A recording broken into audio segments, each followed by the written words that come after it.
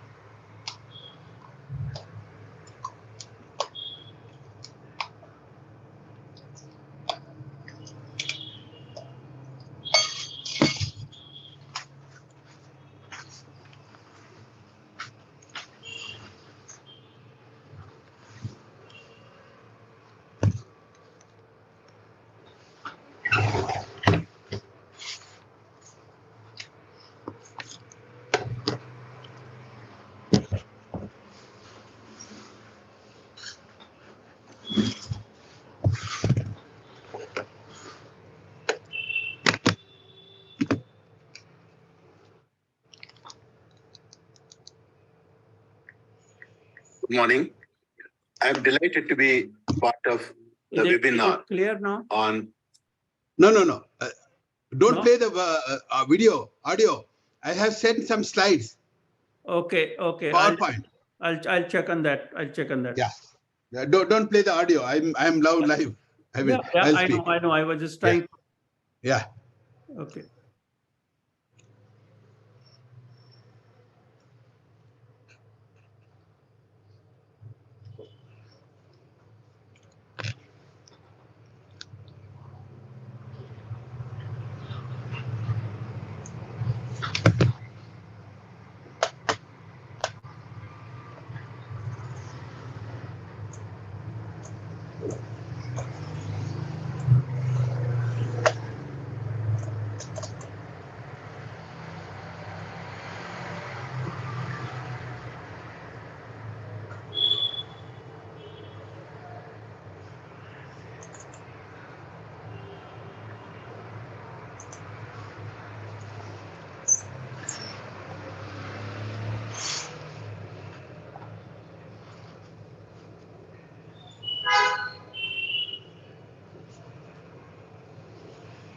Shall I send it again once more? No, I've got it. I'm just trying to load it. Okay. No problem. Take it. Is that? Yes. Yeah. What I would like to do is that after you introduce, I just go through the slides in the first 2-3 minutes as an overview, and then I take over without the slides. Okay. Then you can get me off the slides and get me onto the thing, and I'll speak as a one-to-one person. That's right. That's right. So I just want to tell them that there is a bigger world outside, and what is the framework which I'm using it. Perfect. So there are 60 slides. We'll manage it. No problem. problem. That's the one. Yeah, excellent. Okay. What are the cities you are visiting in India? 10 cities. I'm going to Kashi, and then I'm going to Allahabad, then going to Kolhapur, going to Pune, going to Indore, going to Vikram University in Bhopal, then going to Baroda and Ahmedabad. Okay. You're not touching Bangalore? No, I'm touching in around between November and December. Something. Okay. Yes, that's and there is a MIT University in New Mumbai. Okay. So they have shown some interest, and on World Mental Health Day, they have kept a seminar there, and that's the time I will get opportunity to talk to them about what they can do, what kind of research, whether they will set up a program. My attempt is that if I can motivate these universities to at least put up some kind of program for their students besides talking too many academic things. So things and present a role model that something is moving and it is worth it, then people might copy it and move forward. So that's absolutely, that's absolutely. and your phone number in India is yes, the same, which is WhatsApp number is my India phone number. Okay, your WhatsApp number is the same thing. Okay. Yes. Can you say it again once more? Yeah, it's 98198 98198 95130. 1919? No, 95130. Okay. Hi, Vidya, welcome. Okay. Dr. Watway. Excellent. Good Hello, evening. Dr. Watway. Namaskar, sir. Namaskar, namaskar. You're muted. You're muted, Watway. You're muted. You're muted. You are muted.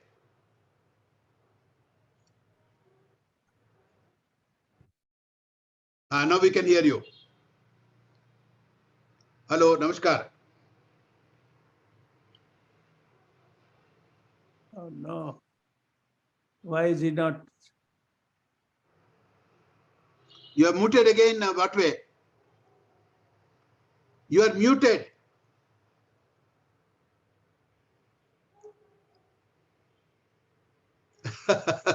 All of us need help.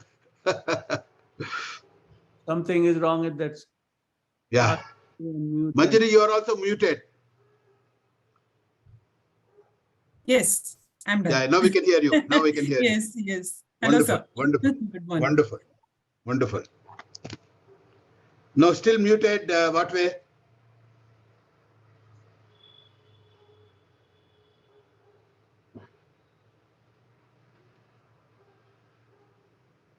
I've unmuted everybody. That. Yeah, what way is still muted?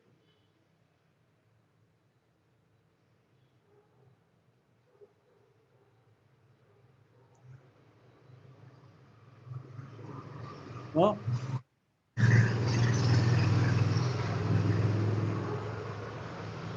Hi, Vikas. Hello, Dr. Vikas. I don't think we have met each other, but Yes, nice sir. to see you. Yes. Nice to see you. Yes. How are you, sir? Keeping well. Thank you very much. Welcome, welcome. Hello, Savita. Hi, Savita. How are you?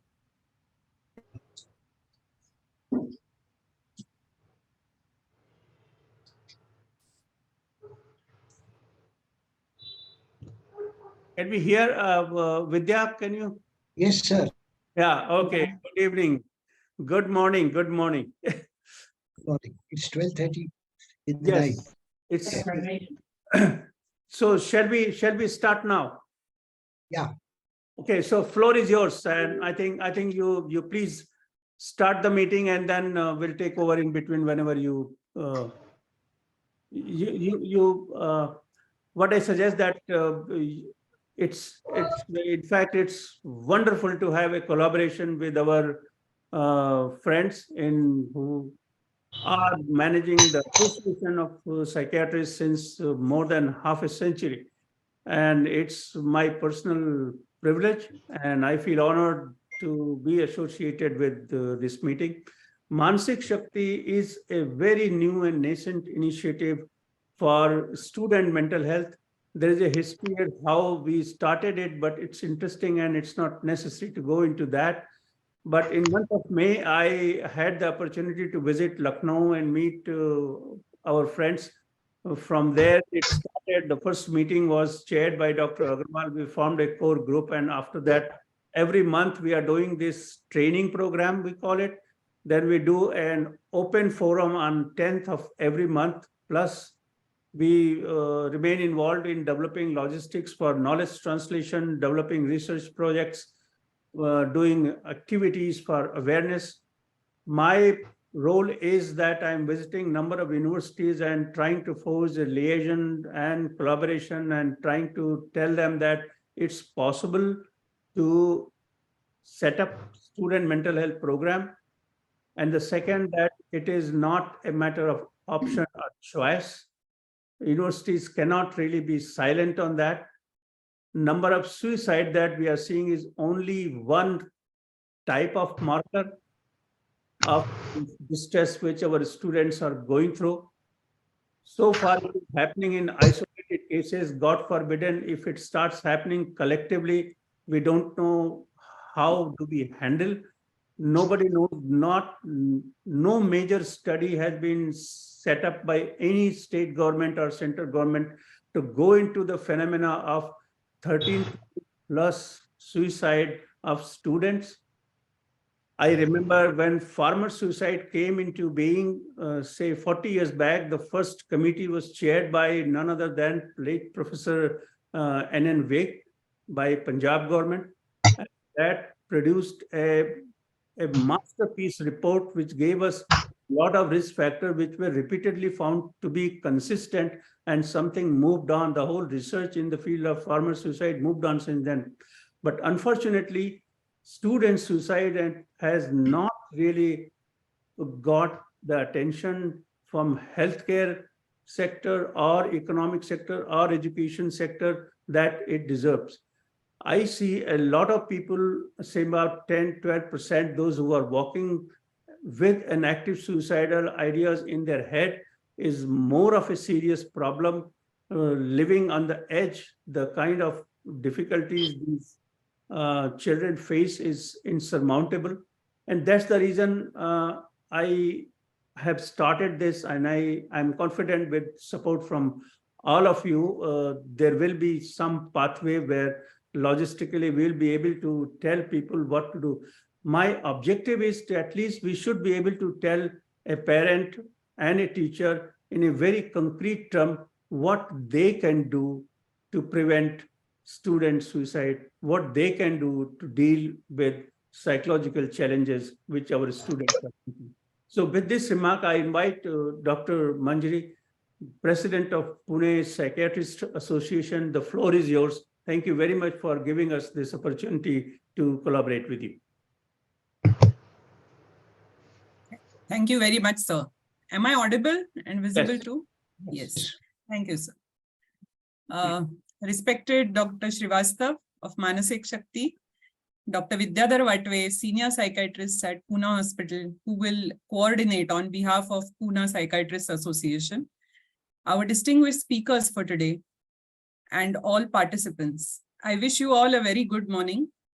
On behalf of Pune Psychiatrists Association, it is my privilege and honor to extend a warm and heartfelt welcome to each and every one of you. It is indeed great to see participants from so many universities for today's webinar on students' mental health, need for life skills, self-development, and positive psychiatry, which is jointly organized by Pune Psychiatrists Association and Manasik Shakti. The students during their academic development face various changes and challenges that can be overwhelming. Psychiatric morbidity is seen to be 20 to 30% among college students. Hence, it is imperative that we address the mental health issues faced by students and empower them to recognize these issues and seek help for the same. We have distinguished speakers for today who will share their knowledge and experiences. We have Professor Dilip Jeste, former president of American Psychiatric Association, Professor R. Srinivas Murthy from NIMHANS, Bangalore, Professor Savita Malhotra, ex-Dean PGI Chandigarh, Professor Vikas Menon from JIPMER Pondicherry, and of course, Dr. Amresh Srivastav, Professor Emeritus, Western University, Canada. We believe that their insights, approaches, and strategies will be very informative to support students. Once again, a warm welcome to all of you, and thank you for being part of the webinar. I'm sure it will be very informative and memorable experience to all of you. Thank you very much. Dr. Vatve, may I request you for your remarks on the initiative, please. Thank you, Amresh. Manjiri has already welcomed the guest, and it's really our pleasure to have a collaborative webinar like this with Pune Psychiatry Association. I think at the end of the uh, all speakers, when they finish, I'm going to give my comments as a moderator. And I think right now, as discussed yesterday, we'll ask Dr. Dwivedi to give us information about Manashakti and your work there. Yes. Amresh, Thank you. Thank you, Vidya. Unfortunately, there is some problem with Dr. Divedi's family, and he cannot be thus at this point of time. So I will take this opportunity to brief about what is the initiative. I think I have spoken some time back, but I very briefly. There's a trust which is working for last about 2 decades, known as Freedom from Poverty Trust in Lucknow as well as Montreal. They every year go to Pune and do community work in field of surgery and orthopedics. And this year also they are going to be there for about a month in month of January and February. After we started a program for Indian High Commission in Canada for students who come to study here for their depression, this program is known as Psychiatry. It is going on since last about 4 years. This group got motivated to do something in India, and we had a number of meetings to decide what to do, what not to do, etc. And finally, I agreed. I said, "This is an opportunity, and I would definitely seize the opportunity." And decided to travel. I went to Lucknow and met their people and started working on that. And I'm very happy to really report that from May onwards, we have had reasonable success of collaborating with at least 7 to 8 universities who have shown interest in setting up the program in their campus, are joining for collaboration with research and publications and doing projects, applying for grants with the government of India and so on and so forth. And that's the reason now I'll be traveling and talking to them. My objective is that if instead talking, they must start putting the program in practice for benefit of the students. So in one line, I would say that what I want to achieve is that let there not be any teaching institution without a credible and consistent mental health promotion program for students. So that is the line that I want to adopt, and I hope you will agree, and you will from time to time add what best can be done. I'm sure I have the liberty and the privilege of expertise of all of my friends with whom I have been working for last 40 years in my professional career. So this is where we are at this small few steps that we have taken. Now coming to the seminar, Professor Dilip Jeste of San Diego, he has, everybody knows him. He is one of our alumni. He retired recently and has started, he's director of a global research network for social determinants of mental health. And he is the keynote speaker, agreed, but he had to go, so he has recorded his speech. I am going to now display this.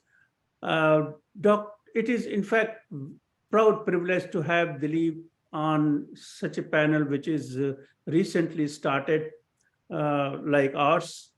And he's a long-time friend. I have seen him since my early days in psychiatry, and there are a lot of memories. We have been associated in research, in education, in number of projects in America, in India.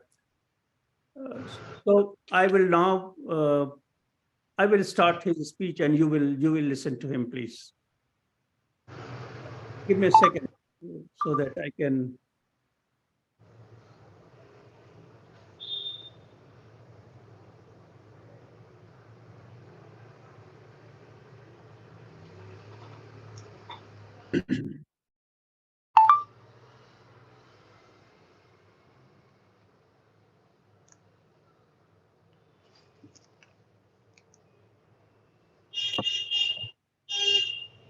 Progress.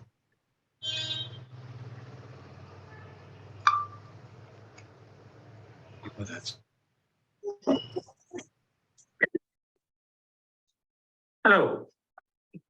I want to thank Dr. Srivastava for inviting me here.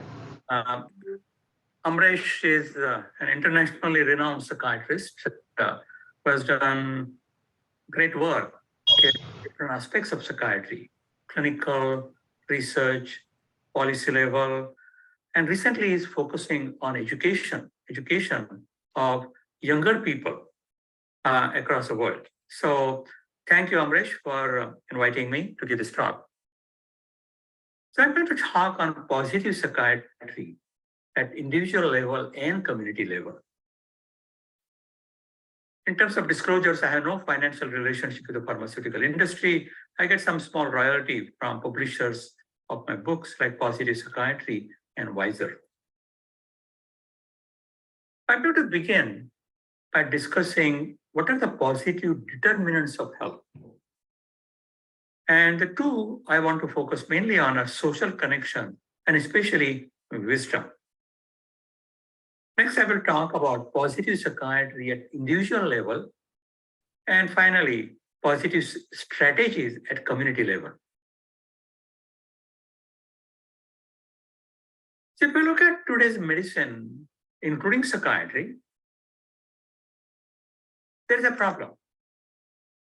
There are several problems, of course, but one problem I see that is almost universal is that the focus of medicine is entirely on what is wrong with the patient. We ask the patient, what brought you here? What are your symptoms? We don't ever ask the patients, what are your strengths? What do you like about yourself? We don't ask those questions. Similarly, we only inquire about the risk factors. We ask them about their smoking, drinking, hypertension, diabetes, heart disease. Of course, these are important questions. We also ask about their family history, past history. These are clearly important factors to ask about, but they're not the only factors. We must also ask about protective factors or preventive factors. For example, when we see a person who has a relapse of schizophrenia or bipolar or depression, we want to find out what precipitated the relapse. We don't ask about what prevented a relapse for the previous 5 years. Similarly, the goal of the treatment is primarily to reduce symptoms. So if you see a depressed patient who has Hamilton's Depression Rating Scale score of 15, our goal is to bring it down to 7. And then we declare victory because we have reduced the symptom by 50%.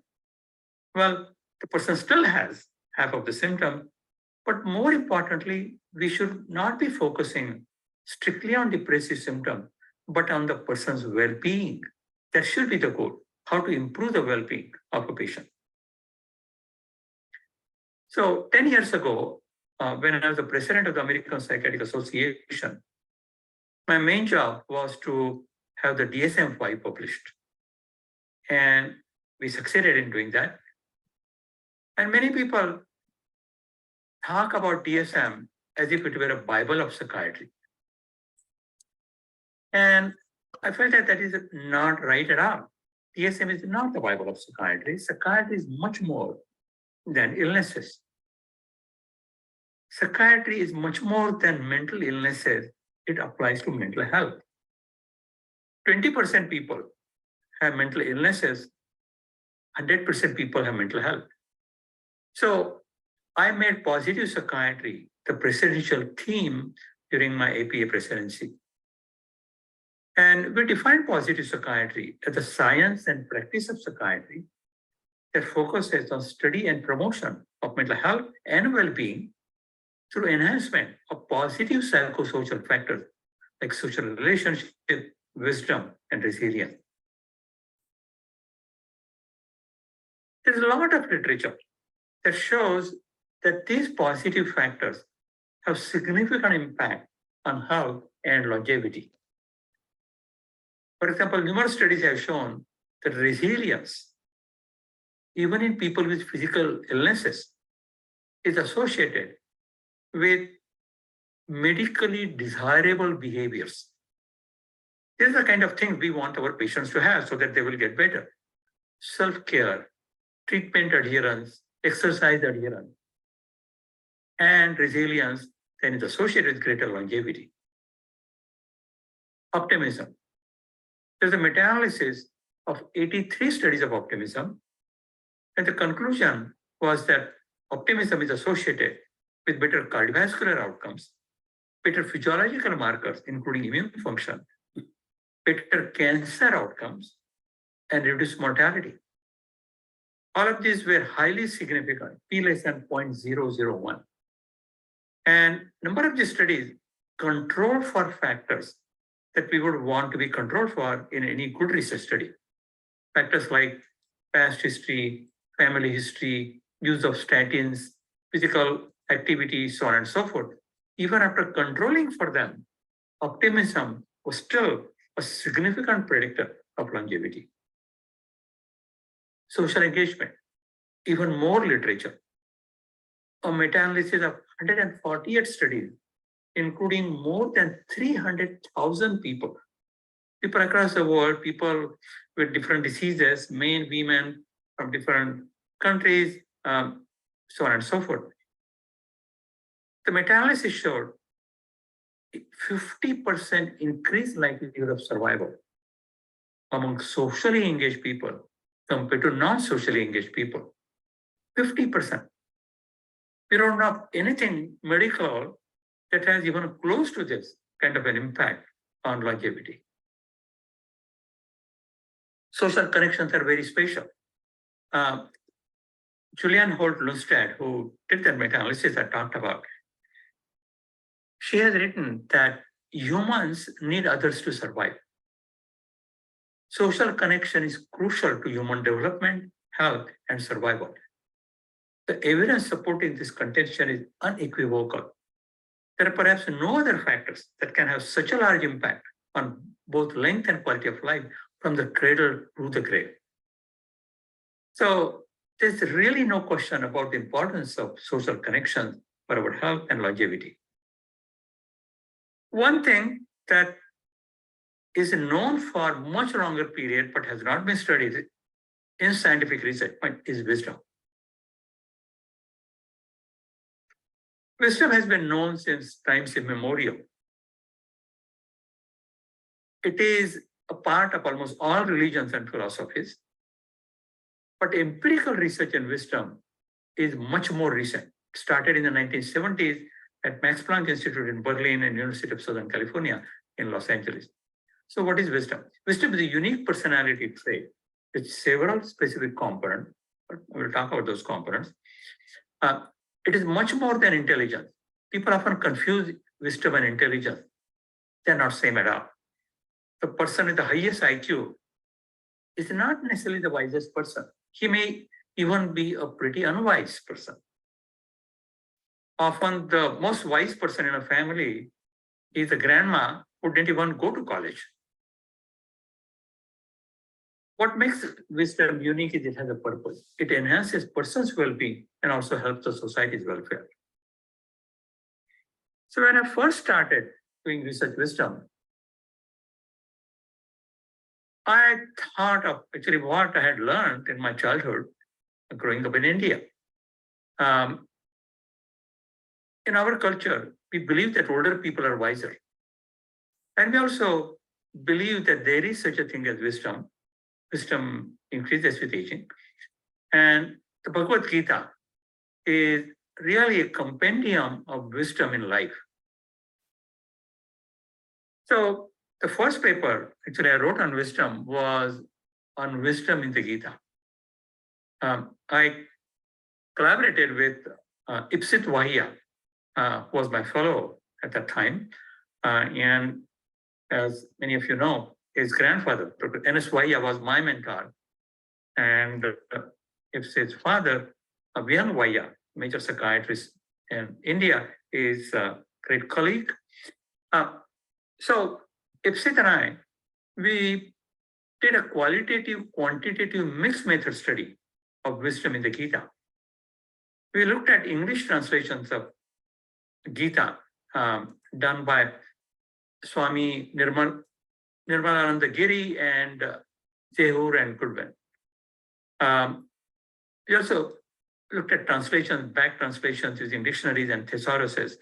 We used Textualizer and in vivo software for the electronic version of the Giri translation. And the main thing was we wanted to find out how many times the word wisdom was used in the Gita, or its opposite, which is foolishness. But importantly, in what context? For example, Lord Krishna teaches Arjuna that Arjuna has to be decisive. Arjuna was so ambivalent about whether he wanted to fight with his cousins, the Kauravas, or he wanted to help the population by fighting them and really gaining control. The Lord Krishna's point was that if he needed to be wise, which he needed to be decisive. So decisiveness was a component of wisdom. So we looked at these different components of wisdom and then compared those components with components of wisdom in the modern Western literature. And we thought that these would be very different. Something coming from ancient India and something coming from the modern West. Surprisingly, we found that most of the components were similar. So what are the components? These are the components of wisdom that are common. So the most important is pro-social behaviors, empathy and compassion. Again, the Gita stresses the role of empathy and compassion, and so does modern literature and wisdom. Emotional regulation, there's control over emotion with positivity. Self-reflection, ability to look inwards. Accepting diversity of perspective and accepting uncertainty. Accepting the fact that you don't know everything,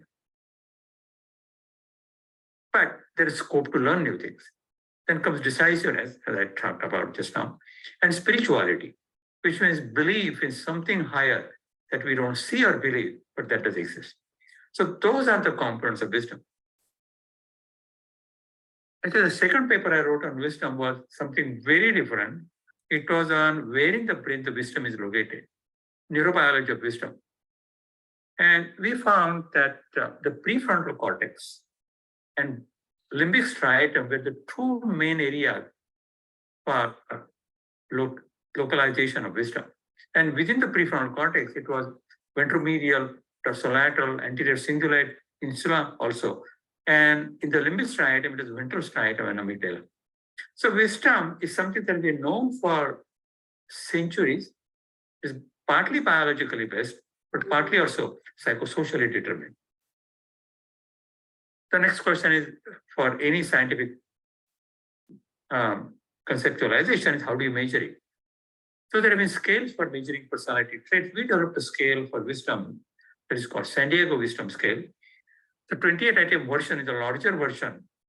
7-item version is a briefer version. But we have shown that both of them have good to excellent psychometric properties. They have been translated into several languages.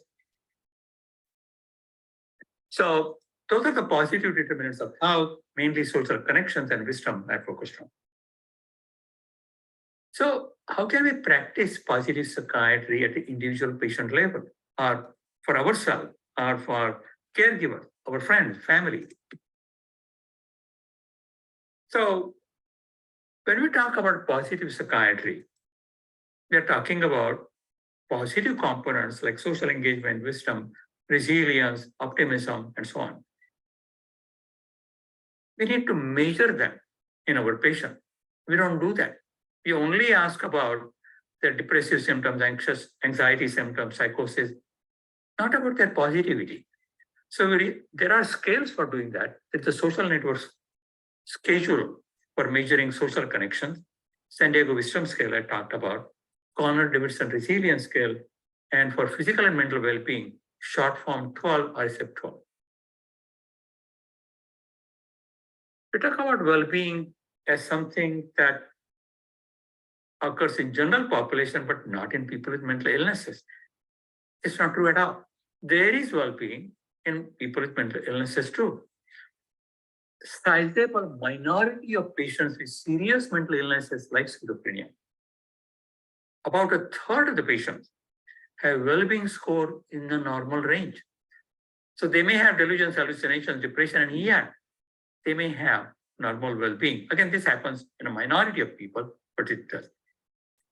And this well-being correlates with the level of resilience, optimism, wisdom, and other positive traits, including social engagement, in the people with mental illnesses also. Remission or recovery in people with schizophrenia is not an oxymoron.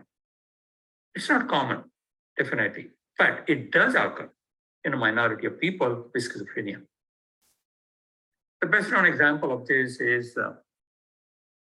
John Nash. There's a movie some of you may have seen. If you have not seen the movie, please see it. It got the Oscar for the Best Picture in 2001. It's based on a true story of John Nash. He went on to win Nobel Prize, but in his early 20s, he was diagnosed with schizophrenia. And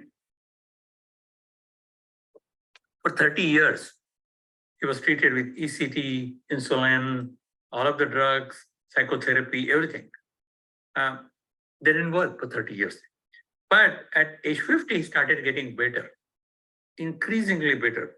When he was 60, he wrote a paper for the scientific paper for the first time after 30 years. Gave talks, educated people. He went back to Princeton, where his faculty. And at the age of 66, he got the Nobel Prize. The Nobel Prize was for the young work he had done in his young age. But still, he was the invited speaker at the American Psychiatric Association meeting. Imagine a person with schizophrenia being a keynote speaker at the APA. So there are examples of people who get better, even with schizophrenia in later life. There are interventions to promote these positive traits. For example, for resilience, there is a stress management and resilience training, or SMART, mindfulness-based stress reduction, master resilience training for the armed forces. And these are randomized controlled trials that show these interventions work. Body-mind interventions to reduce stress and improve brain function. These interventions not only improve well-being, they actually improve biology. For example, one paper reported that 2-month mindfulness-based stress reduction reduced the level of pro-inflammatory cytokines like HSCRP and immunoglobulin in the blood. Another study of daily meditation for 6 months increased telomerase, an enzyme that is associated with cell life. Similarly, there was improved white matter integrity, the brain on brain imaging. So these interventions, as I said, don't only affect the mind, they affect the brain and biology too. Can wisdom be enhanced? Yes. We published a meta-analysis of 57 randomized controlled trials that sought to improve a component of wisdom. Some studies focused on empathy, compassion, altruism. Some focused on emotional regulation. Some focused on spirituality. These were studies done in people with mental illnesses, physical illnesses, those from the general population. 47% of these studies reported significant improvement in that wisdom component with moderate to large effect size. So there are ways in which we can improve resilience, optimism, wisdom, and so on. So how should we treat our patient? So today, if we see a person with schizophrenia, what do? We prescribe antipsychotics and we offer supportive therapy. Of course, those are essential. We must continue them. That's not enough though. What we need to do first is we need to assess their positive traits like resilience, optimism, wisdom, social engagement, and then try to improve them. Antipsychotics, of course, most people with schizophrenia need antipsychotics. But in addition to supportive therapy, they need trauma-focused psychotherapy. because they have had plenty of trauma right from their childhood. There's something called social prescribing. You refer a patient to a social worker who can help the patient with food insecurity, difficulties in transportation, going to the clinic or emergency room, housing. Homelessness is so common in people with schizophrenia. Neighborhood, finances. The social worker can help the person with this. Healthy lifestyle, good physical activity, healthy diet. And in future, there are going to be some exciting physical, biological treatment that will be there that are not here today, but they will be in near future. So those are the things we must do at the individual level. What about the community level? So talked about resilience at the individual level. There's also resilience at the family level. We all know of families that are very resilient and some other families that are not. So what does family resilience involve? It includes family belief systems that facilitate overcoming adversity via positivity and meaning making, finding a purpose to life, even when something goes wrong. Also, these are the families that have good organizational pattern about how to manage a crisis. And finally, they have communication within the family, but also with outsiders. Open emotional expression and collaborative problem solving. There's a scale for measuring family resilience called 6P, 16-item family resilience scale. So when you see a patient, and again in India, I remember, typically the patient did not come by themselves, the patient came with the family. And so the family becomes actually the source of therapy, not just the patient. We all know about PTSD, right? Post-traumatic stress disorder. When there is a trauma, the trauma can be at the individual level, family level, or at the society level. You know, when there is a terrorist attack on your town, or there is flooding, earthquake, fires, these all are major disasters, either natural disasters or human-made disasters. And commonly, a number of people become stressed out, they develop post-traumatic stress disorder, PTSD. Not everybody though. There are some people who actually grow from that. So there is something called post-traumatic growth. So these are the positive changes that people experience. They learn from adversity and get better. They become more resilient. There's a post-traumatic growth inventory, which has 5 factors. Greater appreciation for life, improved relationship with others, greater personal strength, new life possibilities, and spiritual growth. I was looking at the literature on post-traumatic growth, and I was really surprised at the number of papers that have been published following disasters across the world, disasters of so many different kinds. For example, the first paper here is 3 generations of Czech and Slovakian Holocaust survivors after the Second World War. Another paper, Oslo bombing attack, post-traumatic growth following that. In the US, of course, 9/11, September 11 terrorist attack on World Trade Center. The post-traumatic growth 15 years later. Natural disaster in children and adolescents. And paper on post-traumatic growth after a prolonged war in Baghdad, Iraq. So these are the major disasters, and yes, some people develop post-traumatic growth. So why did they develop? What can we do to increase its likelihood? There are some community-based initiatives that are also exciting.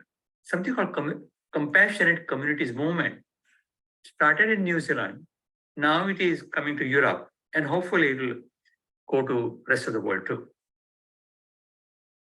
So what is a compassionate community? So this is a community in which the different aspects of the community work together, especially looking at people in the healthcare and social care system. And you get some volunteers who agree to support the personalized needs of vulnerable population. And you identify the most vulnerable sample in your community. For example, San Diego, where I live, homelessness is a big problem. So how can we help homeless people? The three key processes. So these volunteers from health and social care services, they spend some time with the homeless people. They advocate for better services and resources for them. And they empower the homeless people to set personal health goals and make community connection. Again, focus on that, different groups coming together, you can do that. The WHO, World Health Organization, has developed something called age-friendly communities. So these are the communities where the local government agencies, businesses, academics come together to improve housing for older people, transportation, outdoor spaces, gardens for older people, respect and social inclusion, civic participation, finding jobs for older people, communication, information, and of course, health and wellness services. So when you talk about the society, what we see is that the last few decades have really made the society far more stressed out than it was prior to that. The societal level of wisdom actually has gone down in the last 20, 25 years across the world. The loneliness has increased. Even before the COVID, the average lifespan in the US fell because of increased prevalence of loneliness. And it's not just loneliness, anger. The Gallup organization does polls of people. They carry out these polls in the society. They have found that the increased incidence and prevalence of anger, depression, stress, suicides have gone up. So we need to do something about that. What we need to do is improving wisdom in the society. Wisdom, what are the wisdom components I described? Compassion, self-reflection, acceptance of diverse perspectives. We need to teach this to our students, businesses, and even our politicians. Wisdom in healthcare. In medical school, the only thing that we prioritize is how to be the best physician, how to be the best diagnostician, how to be the best prescriber. That's useful, that's important. That's not enough though. What we need to do is teach physicians how to be most compassionate, empathic toward our patient, how to accept the diversity of perspectives, how to self-reflect. So there are now actually some empathy training courses that are beginning in the US in medical schools. And we need to really advance them at all levels, from elementary school to high school, to colleges, to medical schools, engineering school, law schools, businesses, because that is what will bring down the stress, anxiety, depression that the societies are facing. The rates of suicide in the US have gone up by 33% in the last 2 decades. I know in India too, the rates of suicide have gone up, especially in some populations, such as farmers, for example, students, younger people. So we need to change that, and we can do that by improving training and rewarding people. We should not reward people just based on their the grades that they get for in SSC or in college or medical schools. We need to reward them for their level of compassion, self-reflection, accepting diversity. That is wisdom. And so we need to teach people, and we need to reward those who display that. So thank you for your attention. I'm sorry I cannot be there in person. Let me stop share. But I really hope that I will be there in person at one of the future occasions. But again, thank you, Amre, for inviting me. Thank you, Dilip. Thank you very much. You have really set the ball rolling and given us the agenda, and that is what we are going to talk throughout the day. How do we increase and enhance individual capacity to cope with different kind of problem in society, especially for. So this was a presentation by Professor Jeste. He's not here, so I don't know really how to open it for discussion. If I'm sure there will be occasion in future to take up the discussion, and so I will defer that, and I will go on to invite the next speaker, that is our respected Professor R. Srinivasa Murthy. Dr. Murthy is an illustrious professor of psychiatry in our country, in Asia, and every part of the world. He is known for his passion for community psychiatry and teaching psychiatry. Welcome, sir. Please, over to you. Thank you very much, Amresh and Dr. Watwe, Savita, Vasan, and Ritamba, and Madhuri, all of you. It is a fantastic day. Very special because it's the birthday of our father of the nation, Mahatma Gandhi, and number of things are happening around the country. The central message I want to give is that distress is universal, but suffering is optional. And I want to carry forward the talk by Dr. Jeste. It's really very, very appropriate that I take it forward and say that today we have enough tools, there is enough evidence to act for promotion of mental health. And I will do that with a small example from Professor Vig, which Dr. Amresh also referred to. He's my teacher. Yesterday was his 93rd birthday. He completed 93rd, but he passed away about 5 years back. And about 30 years back, when he retired from WHO and All India Institute, I said to him in a very innocent manner, at that time I was only 40 years old, "Sir, you are free of all worries. You know, you can lead a relaxed life." He said, "Murthy, no." I said, "Nahi hota.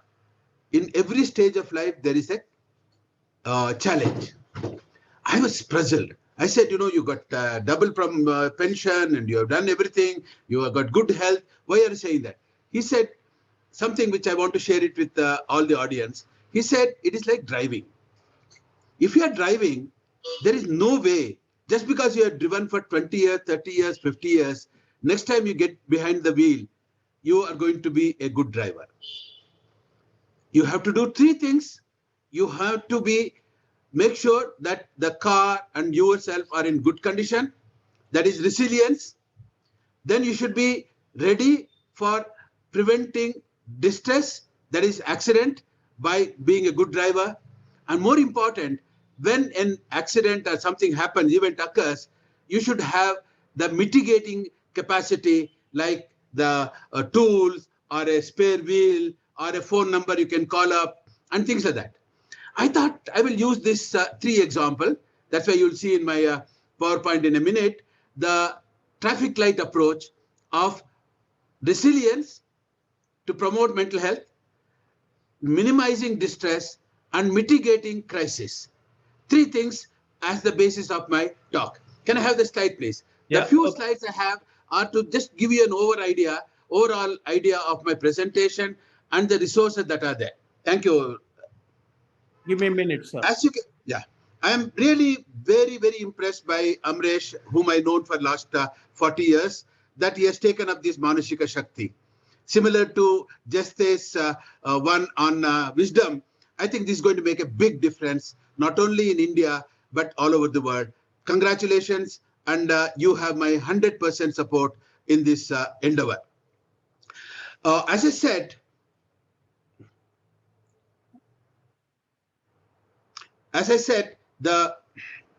can we go to the first slide, please? Yeah. This is very important. I'm going to talk less of illness and more of wellness, and I'm going to present to you the actions each one of us can take to be mentally healthy. Next slide, please. And as I said, the scope is, we'll talk about mental distress is universal. I'll spend a few minutes on modern understanding of mental health. Then I'll talk about why I am saying it's possible to promote mental health on the basis of my work with disasters, cancer, caregivers of children, COVID and other things, and then present to you the action that can be taken to building resilience, decreasing distress, and mitigating crisis. And I will not talk about suicide at all, because if you do all these things, you will not be thinking of suicide at all. Next slide, please. There is an enormous amount of resources available on this topic which has come out. Next slide. That is the book. This is a painting by Jaswant Guzdar from Canada, an Indian psychiatrist, talking about distress. Next slide. This is a very important book by the Surgeon General of America, Vivek Murthy, where he talks about factors that shape the mental health of young people. As you can see, it is at the individual level, family, community, environment, society, the point which Dilip just made just a few minutes back. Next slide, please. The topic of student stress is very much there. The latest issue of the Frontline has this. And unfortunately, most of this special issue covers on the problems rather than the solutions. And I will be covering on the solution. Next slide, please. It's not only an Indian problem, it is a problem all over the world. This is the main issue of the Psychiatric Times. They talk about the urgent need to address youth mental health, where there is a 33% increase in the last 10 years. Next slide. On the positive side, we have books like my friend Dr. Chandrasekhar, 15 Skills for Students, the 2 books by Amresh, excellent coverage of this topic. Next slide. But more importantly, there is a fantastic, about 300 reference-based document protecting youth mental health by the US Surgeon General of Advisory. This available free downloading. Next slide. And as I shared it, it touches upon the individual, family, community, environment, and society. Next slide, please. One of the very, very important document, as a matter of fact, it's almost a world-shaking document, is this United Nations Development Program Human Development Report 21-22. It says, we are living in uncertain times, unsettled lives, and uncertain minds, and mental distress an obstacle for human development. And provide this 3-point, next slide, please. 3-point agenda of building resilience, minimizing distress, mitigating crisis. Very importantly, next slide, the point which the WHO has made is that self-care is the basis of the whole mental health pyramid. Next slide. I want to spend 1 minute on this aspect of it, because spirituality is often seen in a derogatory manner in the mental health field, as though it is something to be avoided. This is the 2021 Oxford textbook of suicidology and suicide prevention. Out of the 90 chapters, 11 of the chapters are on spirituality. More importantly, even before talking about the epidemiology, the first 11 chapters talk about religion and suicide. And there is enormous amount of evidence to show spirituality is both a promoter of mental health, prevention of mental disorders, and has a better outcome in mental illnesses. So spirituality is going to be talked about. Duke University brings out every month a seminar on this. There is enormous amount of literature. I myself have written about cancer and spirituality, as well as caregivers and spirituality. I'll be happy to share those writings. Next slide, please. So we will be in the next slide, please. In the next half an hour, I'll talk about building resilience, minimizing distress, and mitigating crisis as the strategy as outlined in the UNDP Human Development Report. Can we get off the slides, Amresh? Thank you.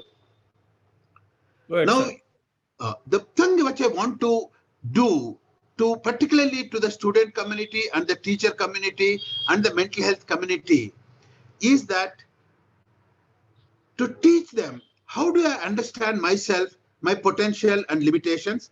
What can I do to maximize my potential? What will help me to be resilient, that is, recover from a crisis, adapt to the crisis, and grow in stress situations? Fourth, how can I handle day-to-day distress? and how can I mitigate crisis situations. And I make the point that none of us have to be miserable because there are evidence-based actions. Each one of us can take it. I will now spend the next 5-10 minutes on 5 things which everyone should know about mental health that has come up in the last century. First one, of course, all of us know is the heredity, genetics, which has a certain limitation on intelligence, personality, and other things. But nurture is as important as nature. The most important nurture aspect that has come up, which Dr. Deshte also referred to, is the childhood experiences, particularly adverse childhood experiences, to the extent that American Psychiatric Association says 50% of all psychiatric illnesses are related to childhood trauma. And now there is a whole lot of therapies and interventions which we can address for people who have had childhood trauma. Much more important, in the last few years, we know that the brains of people who have had childhood trauma have a hypersensitive dopaminergic system, and that needs to be addressed as well. So childhood trauma, if you have it as a person, you don't have to feel that, look, this is something which I can't do anything about it. There is a lot that can be done. The third one, which is relevant, particularly in the student mental health, is the developmental stages of life. Each developmental stages, whether it's childhood, adolescence, adulthood, later life, all of them called ashrama system, of which again Dr. Vig has written a beautiful paper on Vanaprastha, has both challenges and possibilities for growth. Especially adolescents, the problem of adolescence is you are moving from a other people oriented to self-orientation, I orientation, and there is a period of experimentation and lot of stress, both in the organic brain part of it as well as in the social area. And if you are going through a difficult developmental phase of adolescence, again, you are likely to be having problems and setting up for mental illness later on in life. But equally important, the most important thing that has come up in the last 100 years, following Sellier's work on stress, is the life experiences. That means, as just they said, if you have had lots of positive life experiences, you are likely to be a happy person. If you have had a lot of negative life experiences like childhood trauma, problems in adolescence and other things, or adversities due to social inequality, gender and other things, you are more likely to have problems. What are the important lifestyle issues which have come to the forefront? The most important one is the life skills education, like problem solving, communication, and other things. I'm sure Savita will be talking about it after my talk. I won't go into that. Equally important is the day-to-day lifestyle changes like nutrition, education. I'll spend a little time on that in a minute. Much more important is the stress. Stress is a very double-edged weapon, because stress is essential for growth, but stress can lead to distress, disability, and disease. Because stress gives an opportunity for growth. At the same time, if the stress is chronic, you get into a problem of decompensation, overstimulation, and inflammation, and immunological changes, and chronic illnesses. So handling stress is a very, very important skill. Each one of us have to have it. As Dr. Vig said about driving, you should know how to be a good driver, how to handle a difficult situation. The other one, which again Dr. Jeste referred to it about wisdom, purpose of life, spirituality. I predict that in the next 5 to 10 years, like it has happened with yoga, meditation, we will be talking a lot about spirituality, purpose of life, meaning of life, like Viktor Frankl talked about it in the concentration camp person. And the purpose of life, those people who have a purpose of life live longer, they have less problems. When they have illnesses, they recover better, as just as presented to you in this one. The other one is social connectedness. I'll talk about that a little bit more. Again, just I referred to that one. The fifth dimension, I talked about heredity, I talked about childhood experiences, developmental stages, and life experiences. And the fifth one is the body. The body is as important for mental health as the mind. And particularly when you have other illnesses like juvenile diabetes, hypertension, and other things, But much more important than that is the abuse of drugs. For young people, they have to recognize that abuse of drugs is a no-go area, and it sets you in a downward path. And these are the 5 things which is, with it, though heredity and genetics are not in our hand, all the other things in our hand. Now, immediately as soon as I mention this, they say, oh, you are being saying that be merry, don't worry. No, I'm not talking that.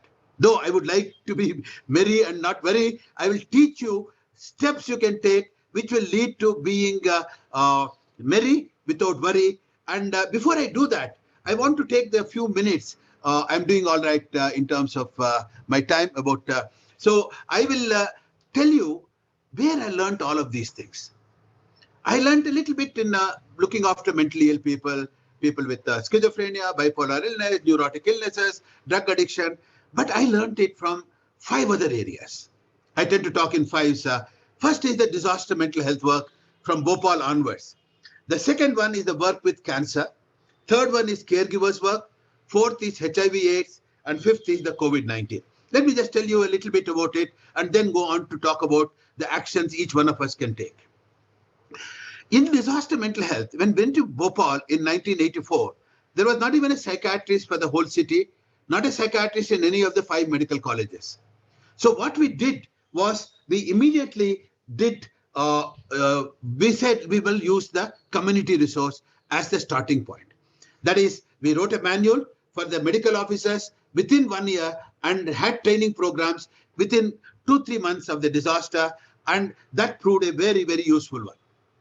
About 5 years back, I went back to Bhopal and found that the problems are continuing to be there.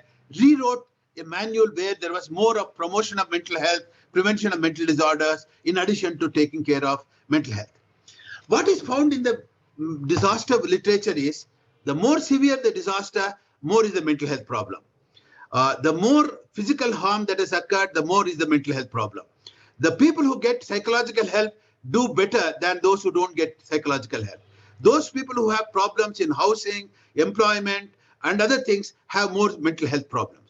So all of these things are possible to minimize and decrease the impact of it. I'll come to that in a minute. About 10 years back, I was diagnosed with cancer, colon cancer. I had surgery, I had chemotherapy. It was a devastating experience. Then I decided I must learn how cancer is affecting people and what helps them, and developed a program, what I call it as My Emotional Health, My Choice. You know, this one has 10 activities. I will tell you about that in a minute, and showed that it is possible in a life-threatening situation to become stronger as well as handle the distress that comes with cancer, and I will mention that in a minute. The third one was 3 years back. I work with an agency for the special children, and I said during the COVID time, we found that large number of parents had a lot of emotional distress. Even otherwise, caregivers have 3 to 5 times more emotional distress than ordinary population. So we said, what can we do? We offered them teleconsultation. None of them took it. Then we did a survey using the WHO self-reporting questionnaire and found that 50% of them had scores above the cutoff point requiring intervention. And as I said, none of them were willing to come and also reach out to help. Then we also asked them 10 things that are known, evidence-based 10 things, that is exercise, sleep, nutrition, connectedness, meditation, sharing of feelings, journaling, listening to music, spirituality, and we found that majority did not practice it. So what we did was, we said we will look at the literature, develop a one-day program in which we will teach them these 10 skills. This manual is the outcome of it. This is an illustrated manual. You know, you will see it on all these 10 things, and I will tell you about it in a minute. And if you send me an email, I'll be able to send this book to each one of you, which is useful not only for caregivers, for others also. We also wrote, there are stories called Loss, Love and Growth, you know, which showed that each family had a different way of responding to it in a different way. HIV/AIDS, again, the literature is very, very clear. People who are connected, who use mindfulness, who are spiritual, who have a purpose of life, do better than those who don't have these things. In COVID, surprisingly, those who are doing exercise had less severe illness or recovered better and had less post-COVID symptoms. Those who are mindful from Wuhan, they found that they did better than those who were not mindful. Those who had someone to listen to did better than others, so on and so on. So there is enough evidence from all these areas to say that there is possibility for us to think of interventions which are practicable and practical. Now the question that comes up is that what is it that I am suggesting that we need to do? We need to teach people to become resilient. What is resilience? Resilience is being able to adopt, master, and grow in the face of adversity. Now, what is it that known about resilience? The most important thing that we know, as I said, these are the 10 things which I will keep referring, and there is 3. I will talk about these things with what is it, why is it important, and how you can practice it. Rather than just do exercise, I'll tell you what exactly needs to be done.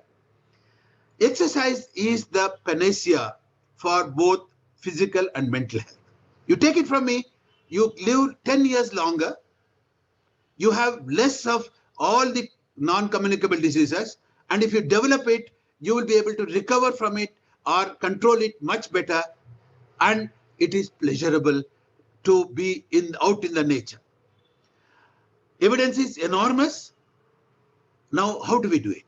We have to make it a daily habit. A minimum of 30 to 60 minutes is what is required. Try to do it in a nature, because nature has other positive effects. Try to do it with others and gradually increase it, and you will find you are a better person. And I can say that because I lost nearly 30 kilos after my illness, and I am a much better. I do 10,000 steps every day. Number 2 is the sleep. Sleep is the one which is most affected by in the student population, which we are talking about today, because either they are studying or they are with the gadgets. Why is sleep important? Because we have a circadian rhythm, a 24-hour circadian rhythm in our body, where a certain set of activities go on, and of this circadian rhythm, sleep of 6 to 8 hours is the most important part of it. Sleep is not a passive area. It is an active area where what you have learned is consolidated, the damage that has occurred is repaired, and a whole lot of other things occur. That sleep is essential, that if you just don't sleep for 3-4 days, you will become psychotic. And the same day, those people who are sleep deprived, like the shift workers, the air hostesses, have more of cancer and other illnesses. So sleep is something which is a second important activity for mental health. Again, how do you practice it? Go to sleep every day at a particular time. Make sure that you don't use gadgets for the previous 15 to 30 minutes. Get up at a particular time. And in case you get up in the middle of the night, get down your ideas and thoughts onto paper, like journaling. I'll talk about that in a minute. And try to keep your the bedroom warm and comfortable, not noisy and distracting. So sleep is the second biggest thing, which each one of us have it to practice it for mental health. The third is nutrition, especially relevant to your youth, because junk food is known to cause more of mental health problems and cause all sorts of problems. And all of us are becoming aware of the microbiota of the gut as the main immunological factory, gut and mind link and other things. So the positive thing that you should do is to use more of vegetables and fruits, seasonal ones with fiber, and avoid as much as possible the junk food or the artificially produced food like biscuits and cakes and other things. And more important, avoid excess sugar, salt, and maida, the 3 white things. If you can do that, again, it will be very good, both for physical and mental health. Fourth is a very important part of the circadian rhythm, relaxation.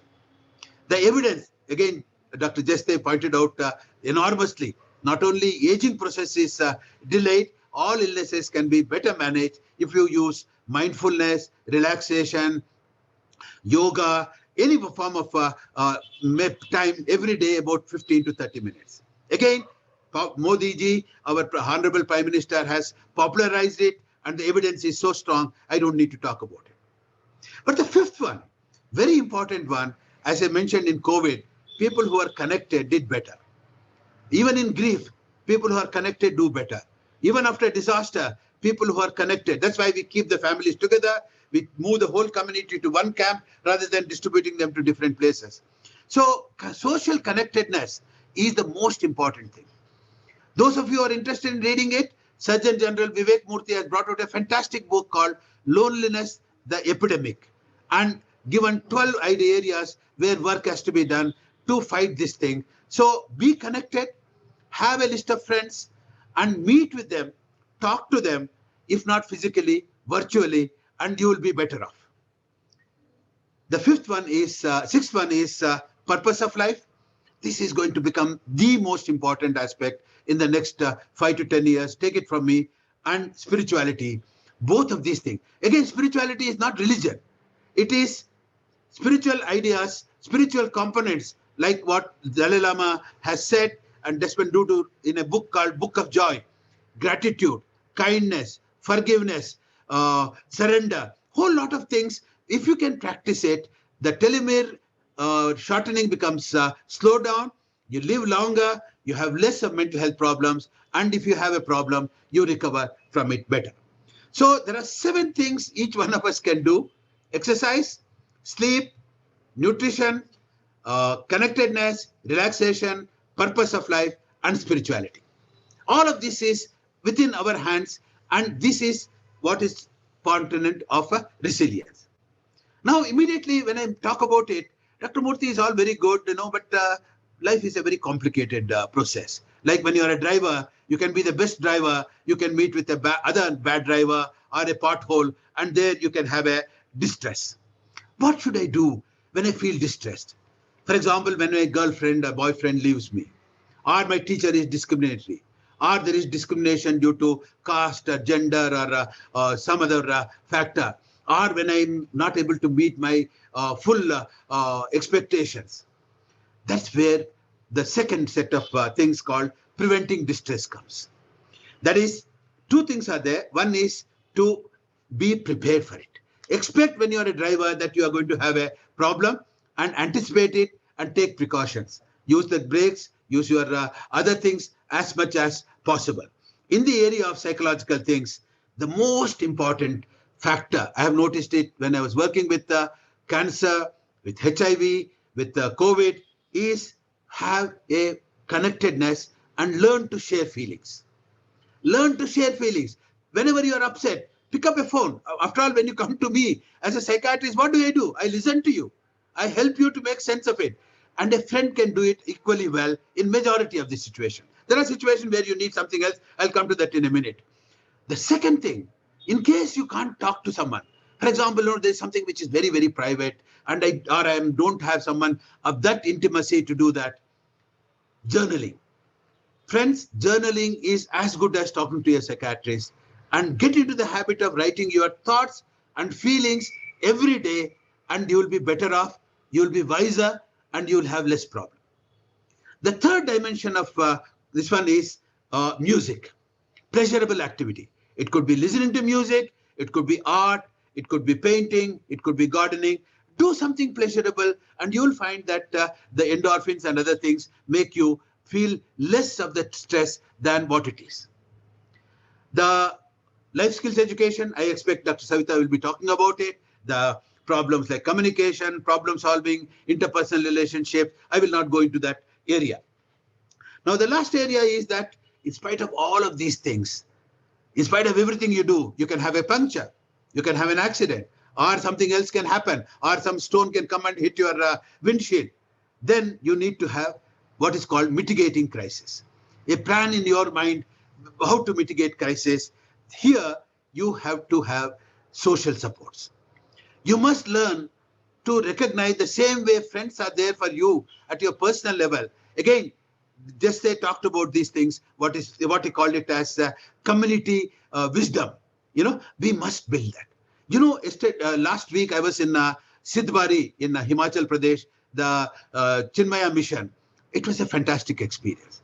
They have really shown how mental health can be practiced of the people and by the people. For example, there was a lady whose husband died suddenly at a young age of snake bite. The whole family community got together. They gave her food, support, and then they gave her a sewing machine, and she started stitching clothes. And to make her get the work, they told everyone in the village will get a dress stitched by this person. That's what is community wisdom, and tremendous things are possible with the community wisdom. So think of developing a backup of social supports as a mechanism. Now, last question, I'm coming to end of my presentation. When all of this is done, you are less likely to need a psychiatric help, less likely to think of suicide as a way out of it. You will grow in your crisis rather than be drowned by the crisis. However, there are times when you will need help. When should you need help? Three conditions where you should think of it.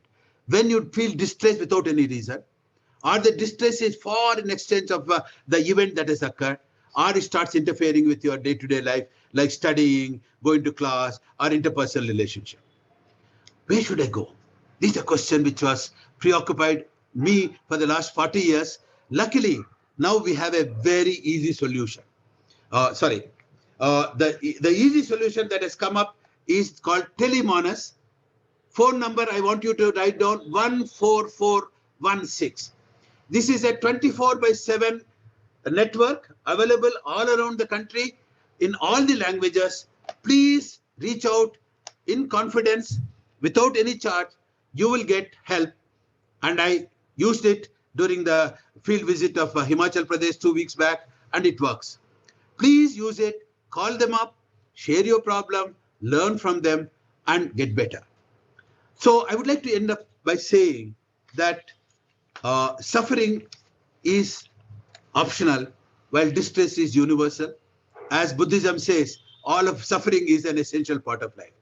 Each one of us can become strong by exercise, sleep, nutrition, relaxation, connectedness, purpose of life, and spirituality. Each one of us can get through our distress by sharing our feelings, journaling, and having life skills education skills with us. And in case of a major this one, we can mitigate it by using the social supports.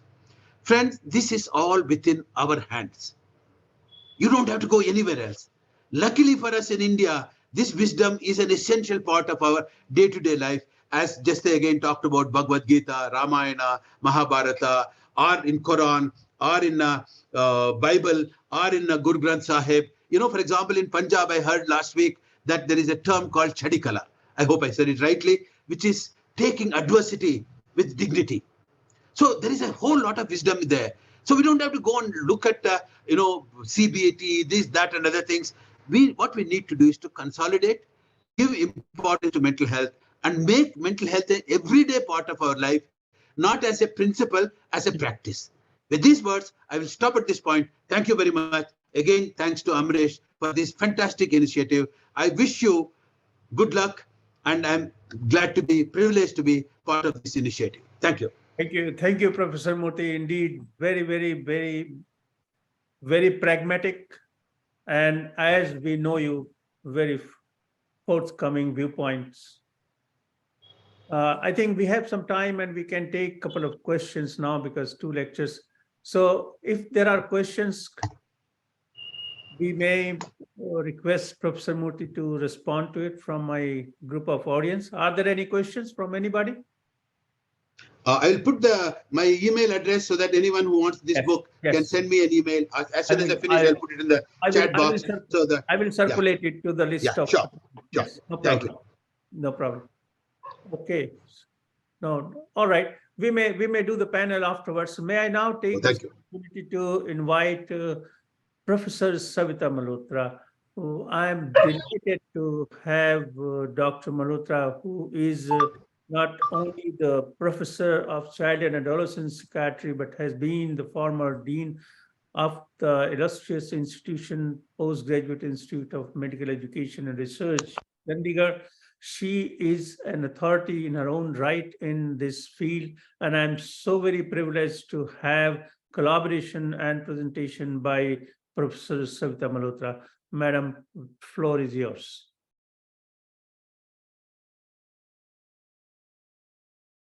Thank you very much. Thank you very much. A very good morning to everybody.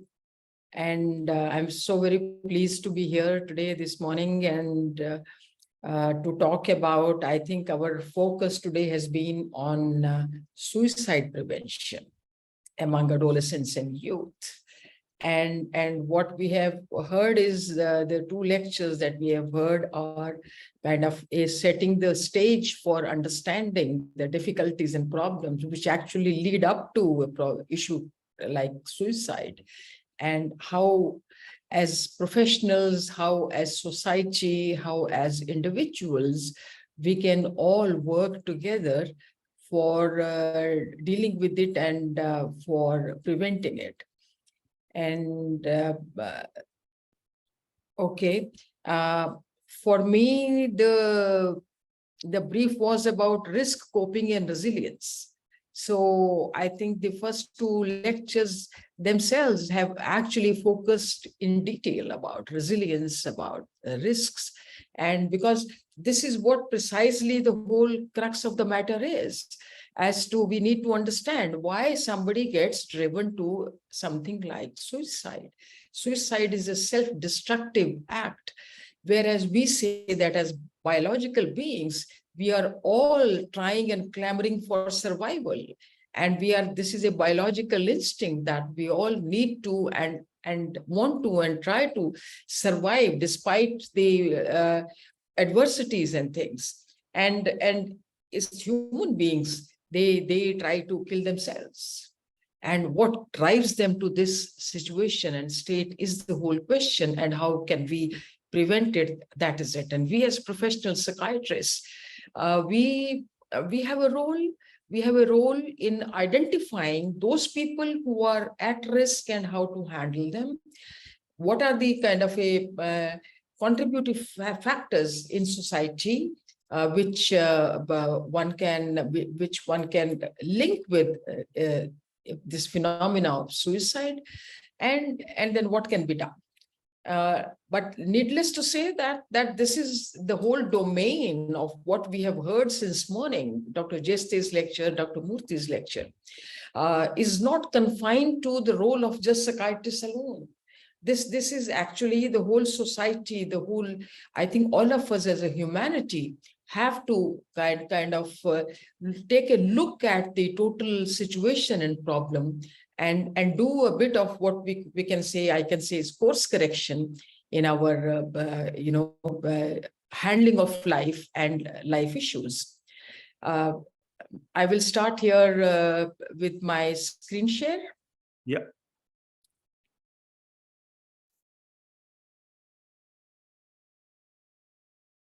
Good, looks good. Can you see this? Yes, that's fine. That's fine. Yeah. All right. So this is risk, coping, and resilience in understanding and preventing suicide. Okay. Now, when we talk of suicide among adolescents and youth, we are talking about the age range of something like between 11 to 19 is the adolescence phase and 19 to 25 is the youth.